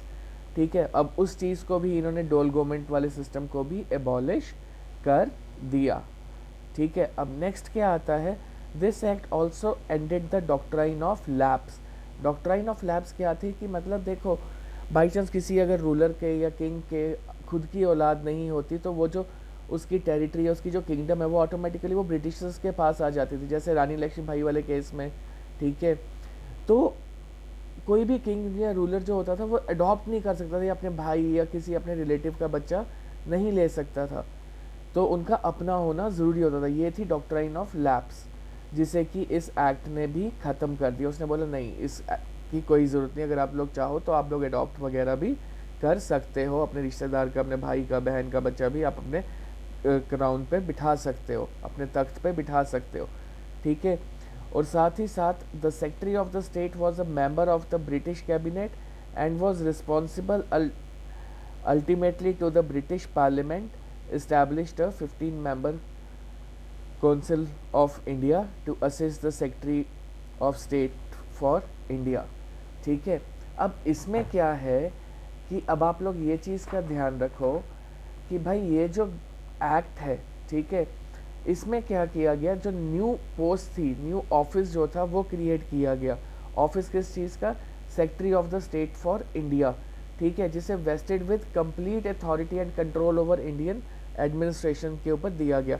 और वो डायरेक्टली कहाँ पे होता था, वो कैबिनेट मिनिस्टर रैंक का होता था, कहाँ पे, ब्रिटेन पार्लियामेंट में, सेक्रेटरी, ठीक है, and he was directly answerable to the crown, ठीक। तो उसके अंडर यहाँ पे ये सारा जो था ये एडमिनिस्ट्रेशन वर्क करेगा। ये जो वॉइस रॉय है, वॉइस रॉय भी उसके अंडर आएगा। वो ये सेक्रेटरी ऑफ द स्टेट जो है वो उससे डायरेक्टली पूछ सकता है कि हाँ मिस्टर वॉइस रॉय बताइए ये सब क्या चल रहा है, clear. So this is what government of India act 1858 is all about. और एक चीज़ जो मैंने आपको बताई कि यहाँ पे डेजिग्नेशन जो थी वो चेंज कर दी गई थी गवर्नर जनरल ऑफ इंडिया से वाइस रॉय ऑफ इंडिया। इसमें एक चीज़ हमेशा याद रखना, लॉर्ड कैनिंग जो थे, ही was the first vice Roy and the last governor general of India and the first vice Roy of India, ठीक है, क्लियर। सो गाइस ये था आपका government of India act 1858। So friends अब हमारा टॉपिक है नेक्स्ट, इंडियन काउंसिल एक्ट 1861, ठीक है। अब देखो इस एक्ट के बारे में हम लोग, इसके मेजर प्रोविजंस क्या हैं वो सारे अब हम डिस्कस करेंगे। सो सबसे पहली चीज़, the Indian council act 1861 was an act of the British Parliament that made significant changes in the Governor General's Council। सबसे पहले वो कौन कौन सी चेंजेस जो लाई ये ब्रिटिश पार्लियामेंट ने इस एक्ट के अकॉर्डिंगली। सबसे पहला पॉइंट है, initiated the process of decentralisation by restoring legislative power to Bombay and Madras, ठीक है। अब देखो जो आप लोगों को याद होगा चार्टर एक्ट ऑफ 1833 में, मेरे प्रीवियस वीडियो में हमने डिस्कस किया था कि वहाँ पे ये जो पावर्स थी किसके पास, जो गवर्नर्स हैं आपके बॉम्बे और मद्रास के, उनसे छीन ली गई थी law making powers, legislative powers, ठीक है। वो वापस अब क्या की गई, रिस्टोर कर दी गई इनको। जो वहाँ के गवर्नर्स थे उनको बोला गया नहीं आप लोग ये रखो, ये पावर आप लोग वहाँ पे जो ऑन ग्राउंड होते हो तो आप लोग बेस्ट जज हो कि किस तरीके से सिचुएशंस को टैकल करना है, तो आपके पास ये पावर होनी चाहिए, ठीक है। Second point, introduce representative institutions in India bye associating Indians with the law making process. मतलब फॉर द फर्स्ट टाइम इन्होंने क्या किया कि भैया एक इंस्टीट्यूशंस, ठीक है, इंट्रोड्यूस रिप्रेजेंटेटिव इंस्टीट्यूशंस इंडिया में, जिसकी वजह से क्या करेंगे, अब इंडियंस को भी एसोसिएट करेंगे किसमें, लॉ मेकिंग प्रोसेस, ठीक है, but not in the actual sense. वो भी क्या मतलब कि लाइक एक एग्जीक्यूटिव में नहीं, एक नॉन ऑफिशियल कैपेसिटी में, ठीक है, ऑफिशियल कैपेसिटी में नहीं, नॉन ऑफिशियल कैपेसिटी में। वो मैं अभी आपके साथ डिस्कस करूंगा ये अभी, ठीक है। अब इसमें क्या था, जो वॉइस रॉय था, ठीक है, उसने क्या किया, सबसे पहले सम इंडियंस जो थे उनको नॉन ऑफिशियल कैपेसिटी, ये चीज़ हमेशा ध्यान रखना, ऑफिशियल कैपेसिटी में नहीं, मतलब नॉन ऑफिशियल कैपेसिटी में जिसके साथ दोस्ती यारी है, जिसके साथ अच्छा लगता है, आप उसको नॉन ऑफिशियल कैपेसिटी में रख लेते हो अपने साथ, ठीक है। अब वॉइस रॉय ने क्या किया, वो 3 ऑफिशियल्स थे, 3 इंडियंस थे जिनको उन्होंने अपने यहाँ पे साथ में रखा। वो कौन कौन से थे 3 Indians, this is very important, Raja of Banaras, Maharaja of Patiala और सर दिनकर राव, ठीक है। अब नेक्स्ट पॉइंट जो आता है, it empowered the viceroy to issue ordinance during emergency. By chance अगर कभी भी एमरजेंसी हो जाए या कोई ऐसा सिचुएशन आ जाए, जैसे कि रिवोल्ट ऑफ 1857 हुआ था, ऐसे टाइप का कभी कहीं पे सिचुएशन आ जाती है, तो वॉइस रॉय जो है उसको एम्पावर्ड किया गया है किसमें, ऑर्डिनेंसेस इशू करने के लिए, कि इमीडिएटली आप एक्शन लो, इमीडिएटली आप अपनी तरफ से डिसीजंस आप ले सकते हो। Don't wait for the crown, कि आप क्राउन के डिसीजन अब ऑर्डर्स के वेट करोगे, कितना टाइम उसमें वेस्ट हो जाएगा, ठीक है। बिकॉज उस समय तो देखो कोई जहाज़ वगैरह तो होते नहीं थे, या कोई एसएमएस वगैरह, या फिर मोबाइल पे टिकटॉक वगैरह, या फिर आप सॉरी क्या बोलते हो व्हाट्सएप, ठीक है, कि आपने एक पल में किया तो आपको एकदम से जवाब भी आ जाएगा। It was not like that, बड़ा टाइम लगता था, महीने महीने लग जाते थे एक एक ऑर्डर को आने में, बिकॉज जर्नी शिप्स के थ्रू हुआ करती थी, और उस समय कोई इतनी मॉडर्न शिप्स तो थी नहीं कि एक एक दिन में ही सारा जर्नी पूरा कंप्लीट कर दिया जाए। It takes very long time, तो दैट इज़ वाई, ठीक है, ऑर्डिनेंस मेकिंग पावर्स भी दे दी गई वाइस रॉय को। फिर empowered the viceroy to frame the rules of business. अब जो वाइस रॉय है यानी जो हेड है, जिसको गवर्नर जनरल ऑफ इंडिया की जगह अब हमने क्या टर्म यूज़ की थी, वाइस रॉय। अब वाइस रॉय को क्या है कि पूरा एम्पावर कर दिया गया किस चीज़ के लिए, फ्रेम करने के लिए रूल्स, किस चीज़ के, बिजनेस के लिए, और यही सेम पावर की अगर हम बात करते हैं आज हमारे प्रेसिडेंट के पास है अंडर आर्टिकल 77। ठीक है, हमारे इंडियन प्रेसिडेंट के पास यही पावर जो है अंडर आर्टिकल 77 दी गई है।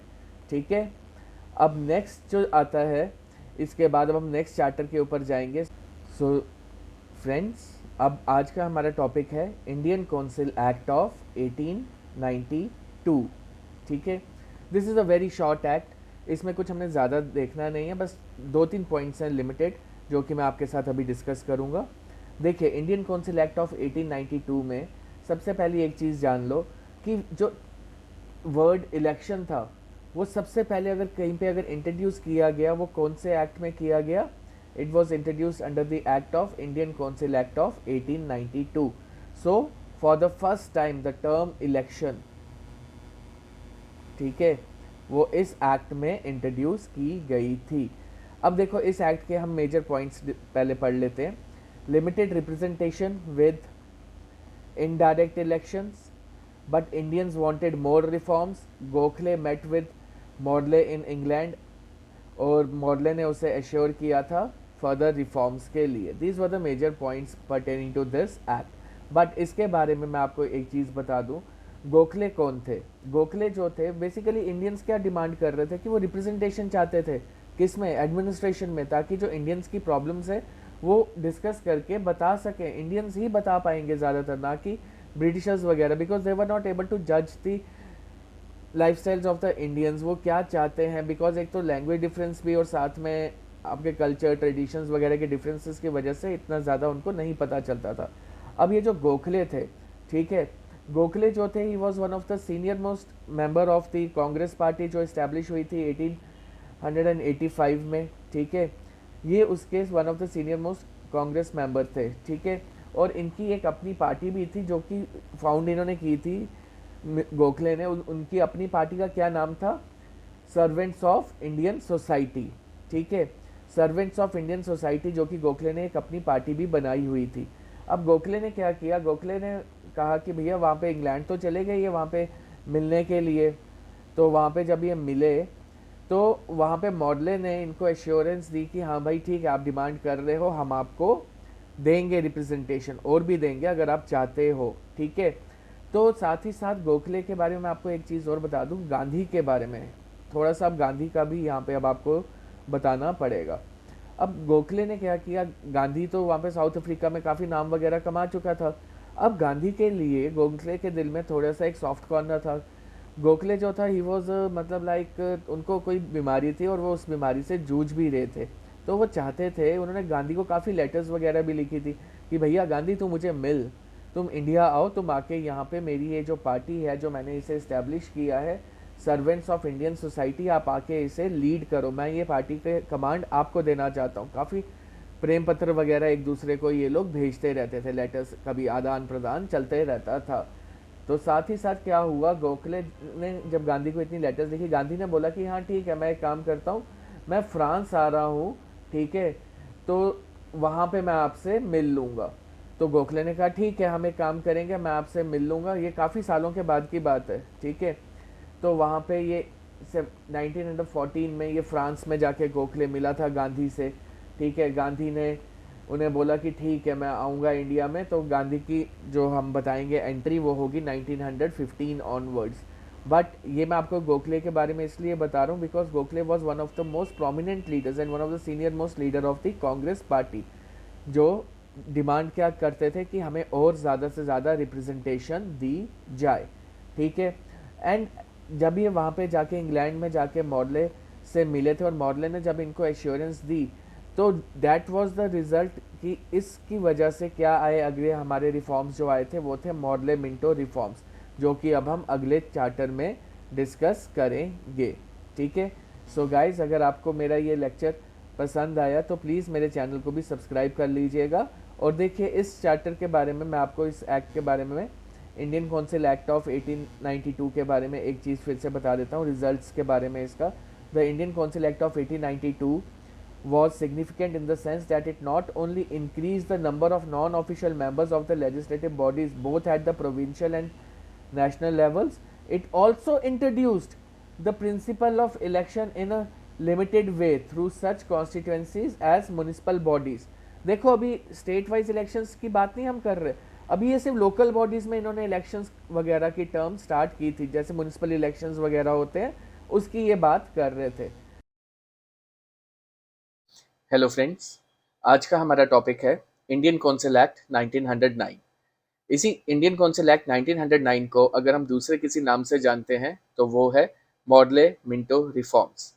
देखिए, सबसे पहले मैं आपको मॉडले मिंटो रिफॉर्म्स के बारे में एक बेसिक चीज़ मैं बताऊं, बिकॉज कुछ स्टूडेंट्स ऐसे होते हैं बिल्कुल जिन्होंने न्यू प्रिपरेशन स्टार्ट की होती है, सो दे गेट कंफ्यूज कि मॉडले मिंटो जो है वो एक ही बंदे का नाम है। नहीं, मॉडले एक अलग बंदा है और मिंटो जो है वो एक अलग है। ठीक है, मॉडले जो है वो secretary of the state for Indian affairs के लिए जो था उसे हम लॉर्ड मॉडले कहते थे, और जो मिंटो थे वो यहाँ पे गवर्नर जनरल ऑफ इंडिया या आप सॉरी वाइस रॉय भी आप उन्हें कह सकते हैं। ठीक है, ये दोनों अलग अलग हैं।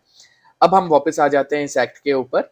अब सबसे पहले मैं आपको इसकी थोड़ी सी बैकग्राउंड के बारे में बताऊंगा कि what is the background of this act. ठीक है, अब सबसे पहले देखो, इन द ईयर 1906 में क्या हुआ कि लॉर्ड मॉडले जो थे secretary of the state for Indian affairs, उन्होंने ब्रिटिश पार्लियामेंट में अनाउंस किया कि he wanted to introduce some new reforms for India. ठीक है, वो इंडिया के लिए चाहते हैं कि कुछ नए रिफॉर्म्स लाने के लिए।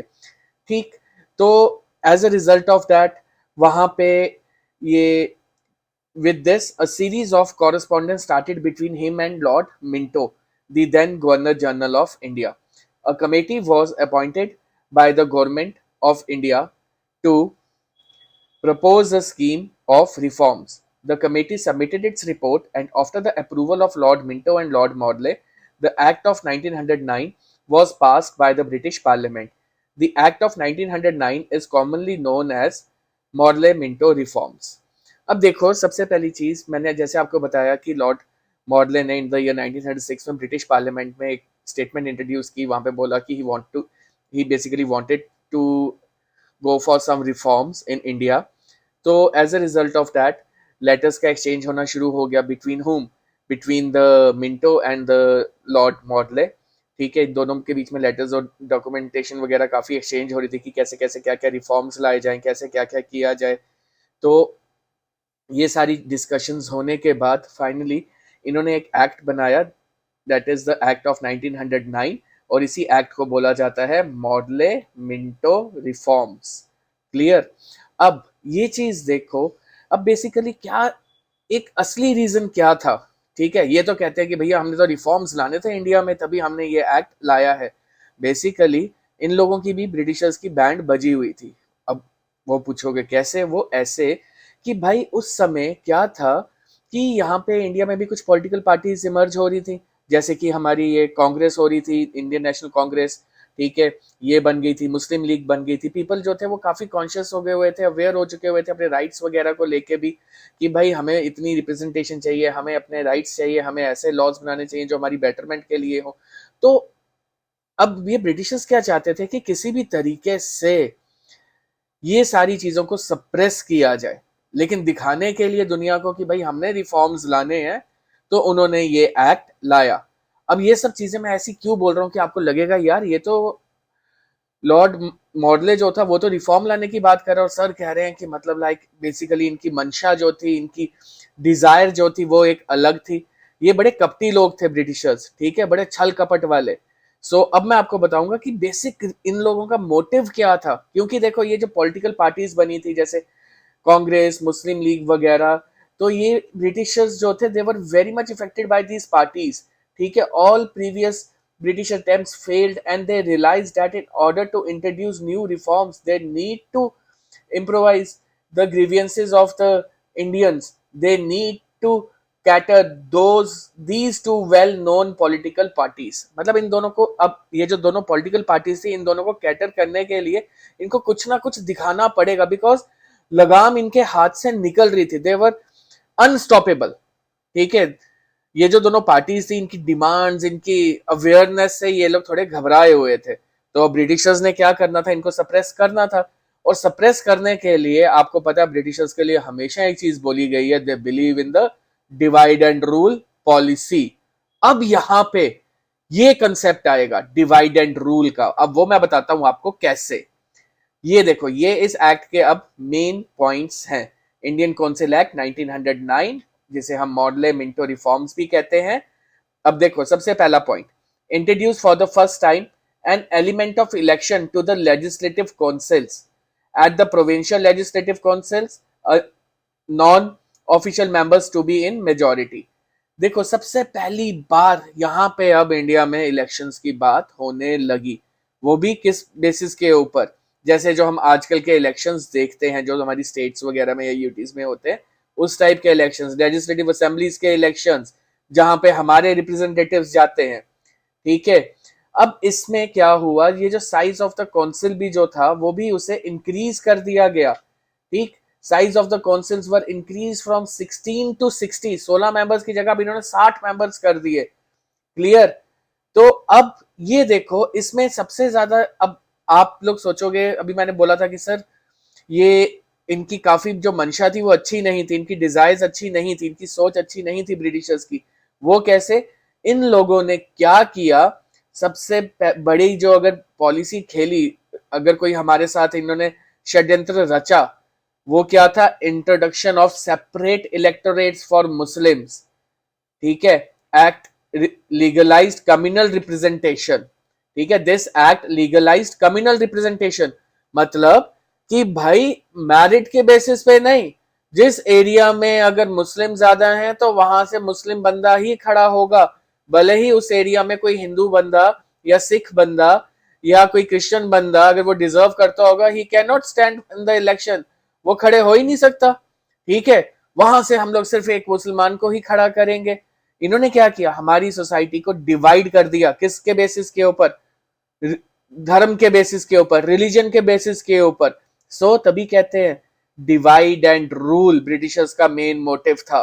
ठीक है, तो as a result of that divide and rule की जो पॉलिसी ब्रिटिशर्स ने खेलनी स्टार्ट की, वो यहां से, इसी एक्ट के अंदर से। ठीक है, इंडियन काउंसिल एक्ट ऑफ 1909, जिसे हम मॉडले मिंटो रिफॉर्म्स भी कहते हैं। यहाँ पे कल को कई बार एमसीक्यूज में पूछा जाता है, मल्टीपल चॉइस क्वेश्चंस आते हैं कॉम्पिटिटिव एग्जाम्स में, वहां पे सवाल पूछा जाता है, under which act the communal representation started. So it is this act only जहां पे कम्युनल रिप्रेजेंटेशन दी गई। ठीक है, representation in excess of population according to Muslims. वही बात कि जहां जहां पे मुस्लिम ज्यादा हैं वहां से सिर्फ और सिर्फ मुस्लिम ही खड़े होंगे, वहां से कोई और बंदा नहीं खड़े हो सकता।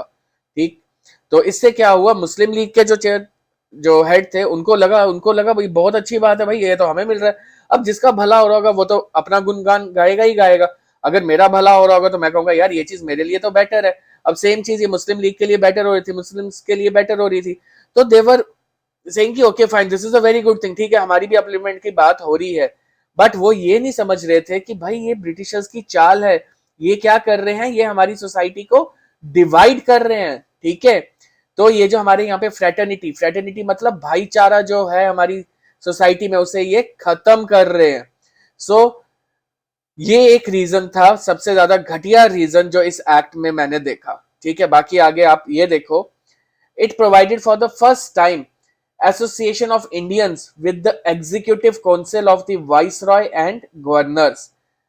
सबसे पहली चीज कि फॉर द फर्स्ट टाइम, ठीक है, इंडियंस को कहां पे जगह मिली, एग्जीक्यूटिव काउंसिल। ठीक है, एग्जीक्यूटिव काउंसिल में इंडियंस को भी अपॉइंट किया गया फॉर द फर्स्ट टाइम।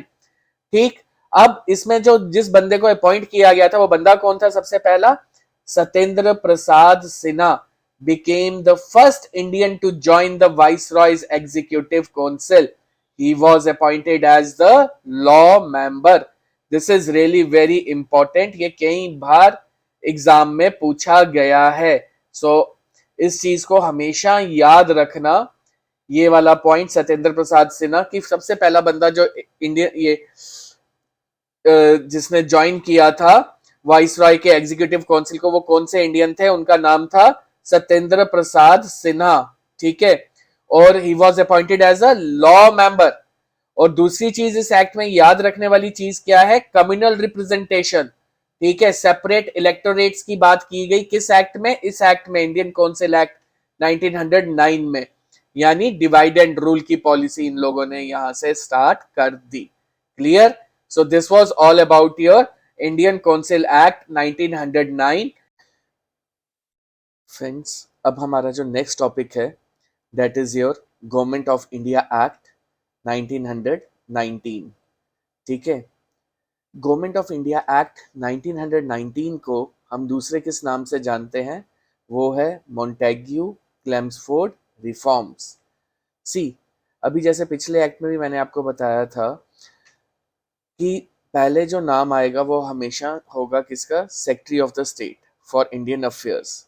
ठीक, and that person was Montagu, और यहाँ पे वाइसरॉय कौन थे? क्लेम्सफोर्ड. क्लियर? अब देखो इस एक्ट के जो मेजर पॉइंट्स थे वो क्या थे. सबसे पहला कि इस एक्ट में बात की गई किस चीज की? एक रिस्पॉन्सिबल गवर्नमेंट एस्टैब्लिश करने की. द वेरी फर्स्ट थिंग जो इस एक्ट में जिसके ऊपर फोकस डालने की बात कर रहे थे ये ब्रिटिशर्स, वो क्या थी? That they will help in the establishment of what? Establishment of the responsible government. Second thing, office of the high commissioner of India was created in London. अब देखो ये office of the high commissioner of India क्या है? Office of high commissioner, जैसे कि आप देखते हो हर एक कंट्री में हमारी एम्बेसी भी होती है. इंडियन एम्बेसी है, आप यूएस में चले जाओ, पाकिस्तान में चले जाओ, चाइना में चले जाओ, श्रीलंका चले जाओ, बांग्लादेश चले जाओ, किसी भी कंट्री में वहां पे आपको क्या मिलेगी? हमारी इंडियन एम्बेसी. ठीक है, इसी तरीके से यूएसए की एम्बेसी जो है वो इंडिया में कहाँ पे है? दिल्ली में है. पाकिस्तान की भी दिल्ली में है हमारे यहाँ पे एम्बेसी. और डिफरेंट डिफरेंट कंट्रीज की जो है वो हमारे यहाँ पे हिंदुस्तान में, इंडिया में कहाँ पे मिलती हैं एम्बेसीज? दिल्ली में. ठीक है, अब ये मैंने एम्बेसी के बारे में आपको क्यों बताया? अब देखो एम्बेसी के बारे में इसलिए मैंने आपको बताया है कि हम अब बात कर रहे हैं office of the high commissioner of India was created in London. अब इस जिस चीज को हम लोग एम्बेसी बोलते हैं उस चीज को ब्रिटेन में क्या बोला जाता है? Office of the high commissioner. ठीक है, तो आज जो हमारी इंडियन एम्बेसी जो लंदन में है उसको हम क्या बोलते हैं? Office of the high commissioner. ठीक है, थर्ड पॉइंट जो इसमें एक्ट में जो आया सबसे ज्यादा important, that was your Indian legislature became bicameral for the first time. ठीक है, Indian legislative council replaced by upper house and lower house. मतलब कि देखो जो हमारा लेजिस्लेचर था, मतलब जो पार्लियामेंट था, उसको दो हिस्सों में डिवाइड किया गया जो कि आज भी एट प्रेजेंट है. जैसे कि आपका अपर हाउस और लोअर हाउस, यानी राज्यसभा और Lok Sabha, house of states, house of people. ठीक है, इस तरीके से जो था हमारा पार्लियामेंट, अब उसको भी दो हिस्सों में डिवाइड किया गया, बाय कैमरल. इसका मतलब ये होता है, मतलब एक तरफ आपका लोकसभा और दूसरी तरफ आपका राज्यसभा. ठीक है, क्लियर? अब नेक्स्ट चीज जो इसमें आई वो ये कि भाई कम्युनल रिप्रेजेंटेशन. देखो जैसे पिछले एक्ट में मैंने आपको बताया 1909 में, ठीक है, मॉडलमेंटो रिफॉर्म्स जिसे बोला जाता था, उसमें मैंने आपको बताया कि ब्रिटिशर्स ने क्या किया? Laid down the foundation of what? Divide and rule policy. ठीक है, ब्रिटिशर्स जो थे उन्होंने क्या किया? डिवाइड एंड रूल किया हमारी सोसाइटी को. मतलब स्पेशल कम्युनल ये रिप्रेजेंटेशन दे दी गई किसको? मुस्लिम्स को. अब सिमिलरली जो वो कम्युनल रिप्रेजेंटेशन दे रहे थे, अब इन लोगों ने, ब्रिटिशर्स ने क्या किया कि इन्होंने बोला कि भाई इस तरीके से तो इनमें इंडियन सोसाइटी में रिफ्ट तो आ ही रहा है, मतलब दरार तो आ ही गई है, अब इसको और हम गहरा करते हैं दरार को. ठीक है, और नफरत लाते हैं इनके बीच में इंडियन सोसाइटी में. वो कैसे? इन्होंने कम्युनल रिप्रेजेंटेशन जो थी उसे एक्सटेंड किया किस किस को? सिख्स को, क्रिश्चियंस को, एंग्लो इंडियंस को और मुस्लिम्स को और ज्यादा दी. ठीक है, अब तो पहले जो थी वो तो सिर्फ और सिर्फ किसके लिए थी? पहले सिर्फ मुस्लिम्स के लिए दी गई थी, लेकिन अब इन्होंने बोला नहीं, अब हम सिख्स को भी देंगे और क्रिश्चियंस को भी देंगे. ठीक है, और एंग्लो इंडियंस, एंग्लो इंडियंस के बारे में मैंने आपको बताया हुआ है. एंग्लो इंडियंस वो इंडियंस होते हैं जिसमें आइदर ऑफ द पेरेंट, मतलब माँ या बाप में से कोई भी एक ब्रिटिशर होना चाहिए.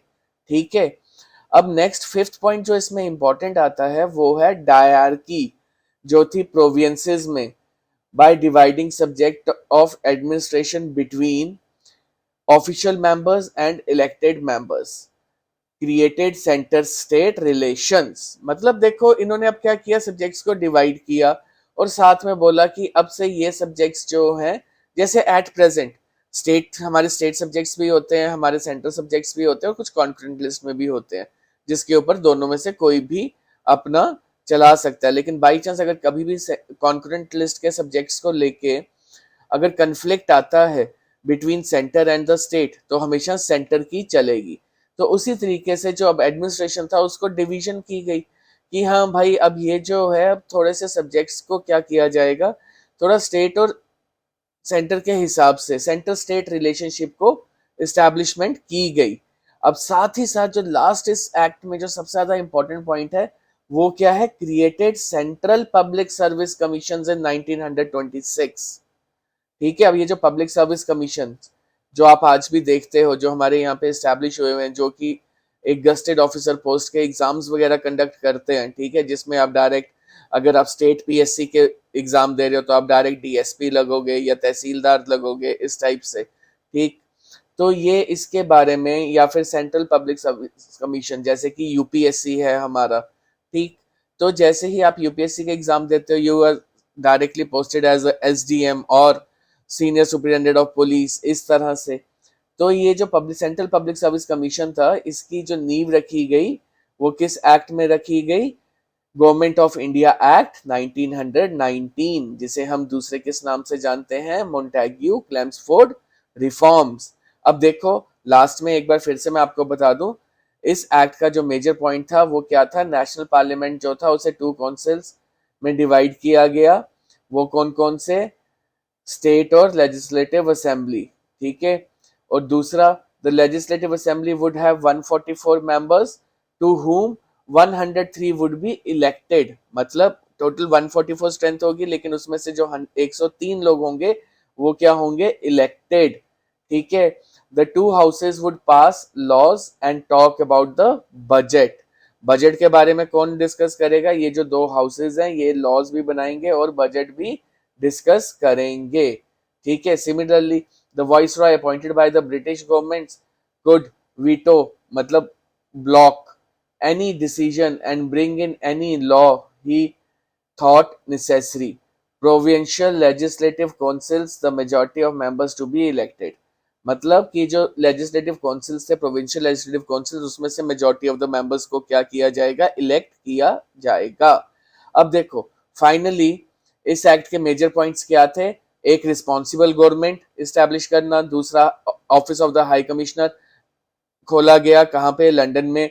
तीसरा इसका इंपॉर्टेंट पॉइंट क्या था इस एक्ट का, बाइकैमलरिज्म, मतलब कि जो आपका स्टेट लेजिस्लेचर है उसको इन्होंने, आई मीन सॉरी, ये जो लेजिस्लेटिव था, लेजिस्लेचर जो था उसको दो हाउसेज में डिवाइड किया गया, one is your upper house and second one is your lower house, यानी राज्यसभा, लोकसभा। ठीक है, इस टाइप से कम्युनल रिप्रेजेंटेशन जो थी वो एक्सटेंड की गई, किसको, सिक्स क्रिश्चियंस और एंग्लो इंडियंस, और मुस्लिम्स को तो और ज्यादा दे दी गई। ठीक है, डायरकी जो थी वो की गई by dividing subjects of administration between official members और इलेक्टेड मेंबर्स के बीच में, मतलब डिवीजन ऑफ वर्क किया गया। इससे क्या प्रूव किया गया, इससे क्या चीज और नई इस्टेब्लिश की गई, यहाँ पे सेंटर स्टेट रिलेशनशिप्स।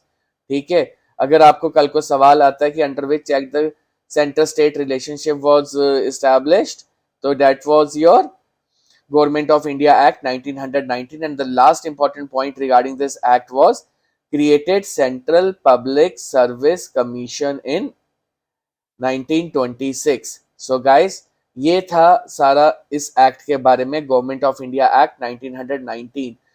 अब हमारा टॉपिक है next, government of India act 1935। अब देखो इस एक्ट के बारे में हम लोग अब जानेंगे, इस एक्ट के जो इंपॉर्टेंट फीचर्स है उनके बारे में हम लोग अब डिस्कस करेंगे। अब सबसे पहली चीज देखो, the one of the most important point जो इस एक्ट का है, गवर्नमेंट ऑफ इंडिया एक्ट 1935, वो मैं आपको ये बता देता हूँ कि this was the one of the lengthiest act ever made by the British parliament till today. आज तक के इतिहास में ये सबसे बड़ा एक्ट है जो ब्रिटिश पार्लियामेंट ने बनाया था, ठीक है। ना आज तक ब्रिटिश पार्लियामेंट ने इससे बड़ा कोई एक्ट बनाया है, ना शायद आगे कभी बना पाए। And this was one of the most lengthiest act which the British Parliament has ever enacted, ठीक है। अब ये जो एक्ट बना था, इस डॉक्यूमेंट में, इस एक्ट में क्या क्या था? इस डॉक्यूमेंट में 321 सेक्शंस और 10 शेड्यूल्स थे, ठीक है। ये हमेशा याद रखना, 321 सेक्शंस एंड 10 शेड्यूल्स। अब हम इस एक्ट के बारे में एक एक करके इसके पॉइंट्स डिस्कस करेंगे, ठीक है गाइस। तो अब सबसे पहले देखो, ये गवर्नमेंट ऑफ इंडिया एक्ट 1935 क्या कहता है? ये कहता है, it provided for the establishment of an all India federation consisting of provinces and princely states as units। जैसे कि आज के टाइम में आप देखो, सेंट्रल गवर्नमेंट है, ठीक है, हमारे इंडिया में। यहाँ पे स्टेट्स हैं और यूटीज हैं, ठीक है, states as well as union territories. तो उसी तरह से उस समय क्या हुआ कि ये जो गवर्नमेंट ऑफ इंडिया एक्ट बनाया गया, ये सेकंड मोस्ट इम्पॉर्टेंट, आप कह सकते हो कि one of the best acts ever made by the British parliament to reform the government, to establish a good form of government in India, ठीक है। तो इस एक्ट में इन्होंने क्या बोला? इन्होंने बोला कि they are looking forward for what? All establishment of all India federation. All India federation की ये लोग बात कर रहे थे कि ऑल इंडिया फेडरेशन की हम इस्टेब्लिशमेंट करेंगे। कहाँ पे भला? जो कि दोनों चीजों को कंसिस्ट करेगा, provinces as well as princely states. लेकिन ये फेडरेशन का सपना पूरा नहीं हो पाया। वो क्यों? क्योंकि प्रिंसली स्टेट्स जो थी उन्होंने ज्वाइन नहीं किया, so federation did not came into existence. Clear? अब नेक्स्ट पॉइंट जो है वो है residuary powers were given to the viceroy, ठीक है। अब जो ये रेजिडरी पावर्स थी वो वाइसरॉय को दे दी गई। और इसी एक्ट ने क्या किया? गवर्नमेंट ऑफ इंडिया एक्ट 1935 ने abolished diarchy in the provinces and introduced provincial autonomy in its place। मतलब कि देखो, डायरकी जो थी उसको हटा दिया, ठीक है, उसको इन्होंने क्या किया? खत्म कर दिया। वेयर एज उसकी जगह क्या चीज लाई? डायरकी जो प्रोविंसेस में थी उसकी जगह अब क्या इन्होंने इंट्रोड्यूस कर दिया? प्रोविंशियल ऑटोनॉमी, ठीक है। तो अब डायरकी की जगह जो प्रोविंसेस में जो चल रही थी, एस्टैब्लिश थी, उसकी जगह अब क्या होगी? प्रोविंसेस में प्रोविंशियल ऑटोनॉमी, ठीक है। अब नेक्स्ट जो इंपॉर्टेंट पॉइंट है इसका, introduced responsible government in provinces, ठीक है। And next point is introduced bicameralism in 6 out of 11 provinces. मतलब बाइकैमरलिज्म मैंने जैसे आपको कल बताया था, ठीक है, क्या होता है? Establishment of a Lok Sabha and Rajya Sabha. Similarly अब ये जो प्रोविंसेस है, यहाँ पे भी जैसे जब हमारी स्टेट हुआ करती थी JNK की, यहाँ पे क्या होता था? Legislative assembly as well as legislative council, ठीक है। इसी तरीके से जो ये प्रोविंसेस थे, 11 प्रोविंसेस, उसमें से 6 प्रोविंसेस में ये बाइकैमरलिज्म को इंट्रोड्यूस किया गया, ठीक है। नेक्स्ट पॉइंट अब आपका आता है, ये देखो, ब्रिटिशर्स का मैंने आपको बताया था, हमेशा इन लोगों की जो मंशा होती थी वो क्या होती थी? डिवाइड एंड रूल करने की। आप लोगों ने देखा 1908 एक्ट में भी इन्होंने क्या किया? कम्युनल रिप्रेजेंटेशन की बात की, उसके बाद भी इन्होंने एक्सटेंड की कम्युनल रिप्रेजेंटेशन, और ज्यादा रिफ्ट लाए इंडियंस के बीच में, उनके लोगों के बीच में, ठीक है। एक तरह की दीवारें खड़ी कर दी। मतलब लाइक दो धर्मों के बीच में हिंदू मुस्लिम करने में इन लोगों ने कोई कसर नहीं छोड़ी। What the Britishers tried to did, they really got success in that. They succeeded in that. What उनको सक्सेस किस तरह से मिला? वो ये कि एक तरह का रिफ्ट ये लोग बना दिए लोगों के बीच में। The Hindus were not trusting the Muslims and the Muslims were not trusting the Hindus.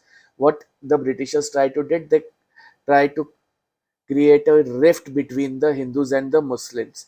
So अब यही चीज इन्होंने क्या की? देखो, ये डिवाइड एंड रूल पॉलिसी तो कर ही रहे थे, अब इन्होंने क्या किया? Extended the principle of communal representation by providing separate electorate for the depressed classes.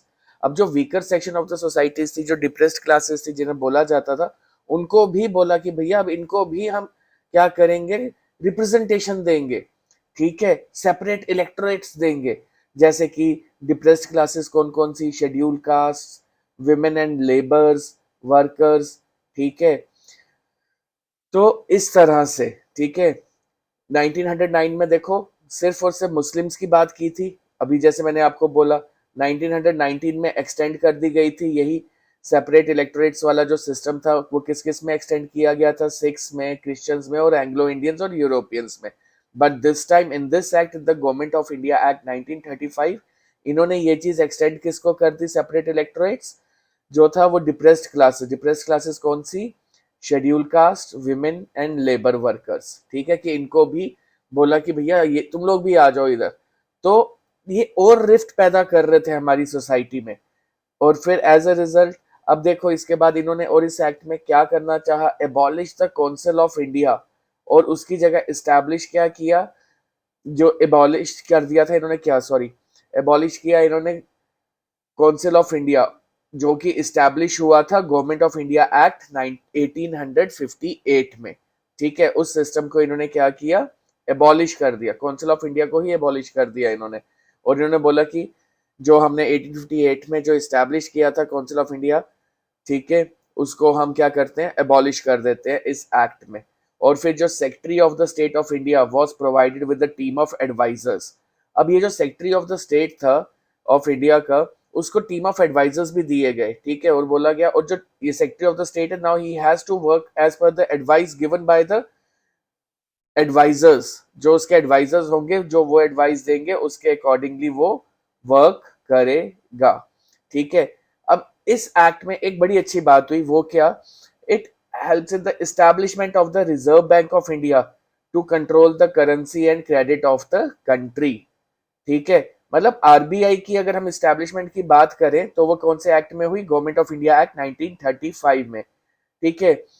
अब थोड़ा सा मैं आपको आरबीआई के बारे में बता देता हूँ। The government of India act 1935, establishment of Reserve Bank of India in the year 1935, ठीक है। RBI was established on the recommendations of Hilton Young Commission in the year 1926।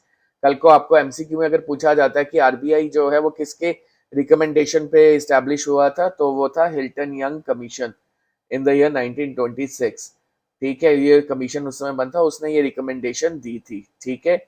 उसकी ये रिकमेंडेशन के ऊपर ये आरबीआई को भी बनाया गया है, through which act, government of India act 1935, ठीक है। सो आरबीआई जो था वो सबसे पहले सेटअप कहाँ पे किया गया, कैलकाटा में, जिसे हम कोलकाता बोलते हैं, ठीक है। In the year 1935 RBI was shifted to Bombay, ठीक है, जिसका आज का प्रेजेंट नाम है मुंबई, ठीक। तो ये चीज, अब देखो नेक्स्ट पॉइंट जो इसमें आता है, establish the federal public service commission, provincial public service commission and joint public service commission for 2 और मोर प्रोविंसेस। मतलब जैसे आपका यूपीएससी है, ठीक है, फिर आपका स्टेट पीएससी है, स्टेट पब्लिक सर्विस कमीशन, और कई बार होता है कि मतलब आपका जॉइंट होता है दो स्टेट्स का एक साथ, ठीक है। तो उसी तरीके से इन्होंने क्या किया, federal public service commission, provincial public service commission और joint public service commission for 2 और मोर प्रोविंसेस को इन्होंने क्या किया, एस्टैब्लिश किया, through which act, government of India act 1935। और लास्ट में federal court which was set up in 1937, ठीक है। तो उसी तरीके से इन्होंने यहाँ पे अपना ये फेडरल कोर्ट भी एस्टैब्लिश किया प्रॉपरली, ठीक है, क्लियर। ये चीज यहाँ पे आपका ये एक्ट खत्म होता है। इसमें यही पॉइंट्स थे डिस्कस करने के लिए।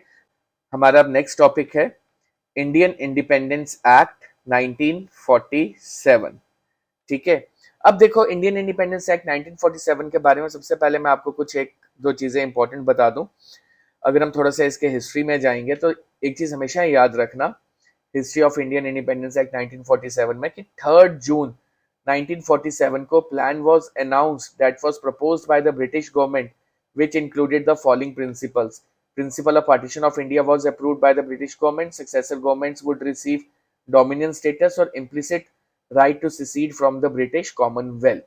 मतलब कि 3 जून 1947 को एक प्लान बनाया गया, उसे अनाउंस किया गया कि भैया हम हिंदुस्तान को अब आज़ादी देने लगे हैं, लेकिन उस प्लान में ये भी बोला गया कि हिंदुस्तान को आज़ादी देंगे, लेकिन उसको डिवाइड करते हुए, ठीक है, एक बनाएंगे हम इंडिया और दूसरा बनाएंगे हम पाकिस्तान। ठीक, तो अभी ये चीज प्लान अनाउंस की गई। इसी के साथ साथ क्या हुआ, फिर जब ये प्लान अनाउंस हो गया, अब ये जो बिल था on 14 July 1947, Indian independence bill was moved in the British parliament which became an act on 18 जुलाई 1947। ठीक है, अब ये देखो कि मतलब यहाँ पे इंडिया में तो ये चीज अनाउंस कर दी गई थी 3 जून को ही 1947 को, लेकिन जो बिल था, ये जो प्रपोजल था, ये जो बिल था, ये कहाँ पे अनाउंस किया गया, लेट डाउन कहाँ किया गया, ब्रिटिश पार्लियामेंट में, ब्रिटेन में, इंग्लैंड में। ठीक है, और कब किया गया था, 14 जुलाई 1947 को। ठीक है, और ये 18 जुलाई 1947 को पास किया गया, और फिर ये एक्ट एग्जिस्टेंस में आया। कौन सा एक्ट एग्जिस्टेंस में आया, इंडियन इंडिपेंडेंस एक्ट 1947। अब देखो इस एक्ट के मेजर प्रोविजंस क्या थे। इस एक्ट ने बोला कि India as an declared India as an independent and sovereign state from August 15 1947, मतलब 15 अगस्त 1947 से जो हिंदुस्तान है वो अब आजाद हो जाएगा। अब इंडिया जो है वो एक अपना सॉवरेन देश कहलाएगा। ठीक है, इंडिपेंडेंट एंड सॉवरेन। ठीक, और साथ ही साथ फिर second point, provided for creation of two independent dominions, India and Pakistan, with the right to secede from the British commonwealth. मतलब कि भैया अब जब ये क्या हुआ कि अब दो डोमिनियन कंट्रीज बनेंगी। ठीक है, अब कौन कौन सी वो बनेंगी, एक इंडिया बनेगी और एक पाकिस्तान बनेगी, और दोनों को राइट्स है, अब फुल फ्रीडम है कि वो ब्रिटिश सरकार से अपने आप को अलग कर सकते हैं। कब से, 15 अगस्त 1947 से। दैट मीन्स कि अब ब्रिटिश एम्पायर की इधर कोई भी दखल अंदाजी नहीं होगी।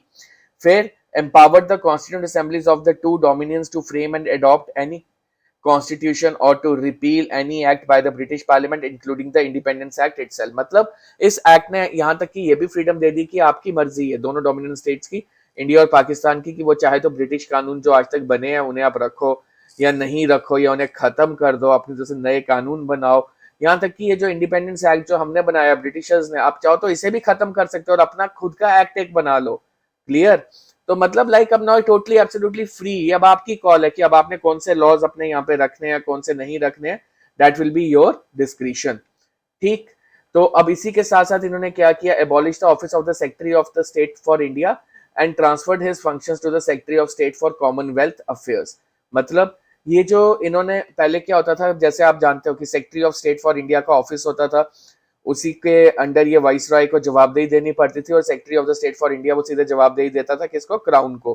ठीक है, ब्रिटेन में आंसरेबल किसको होता था, क्राउन को।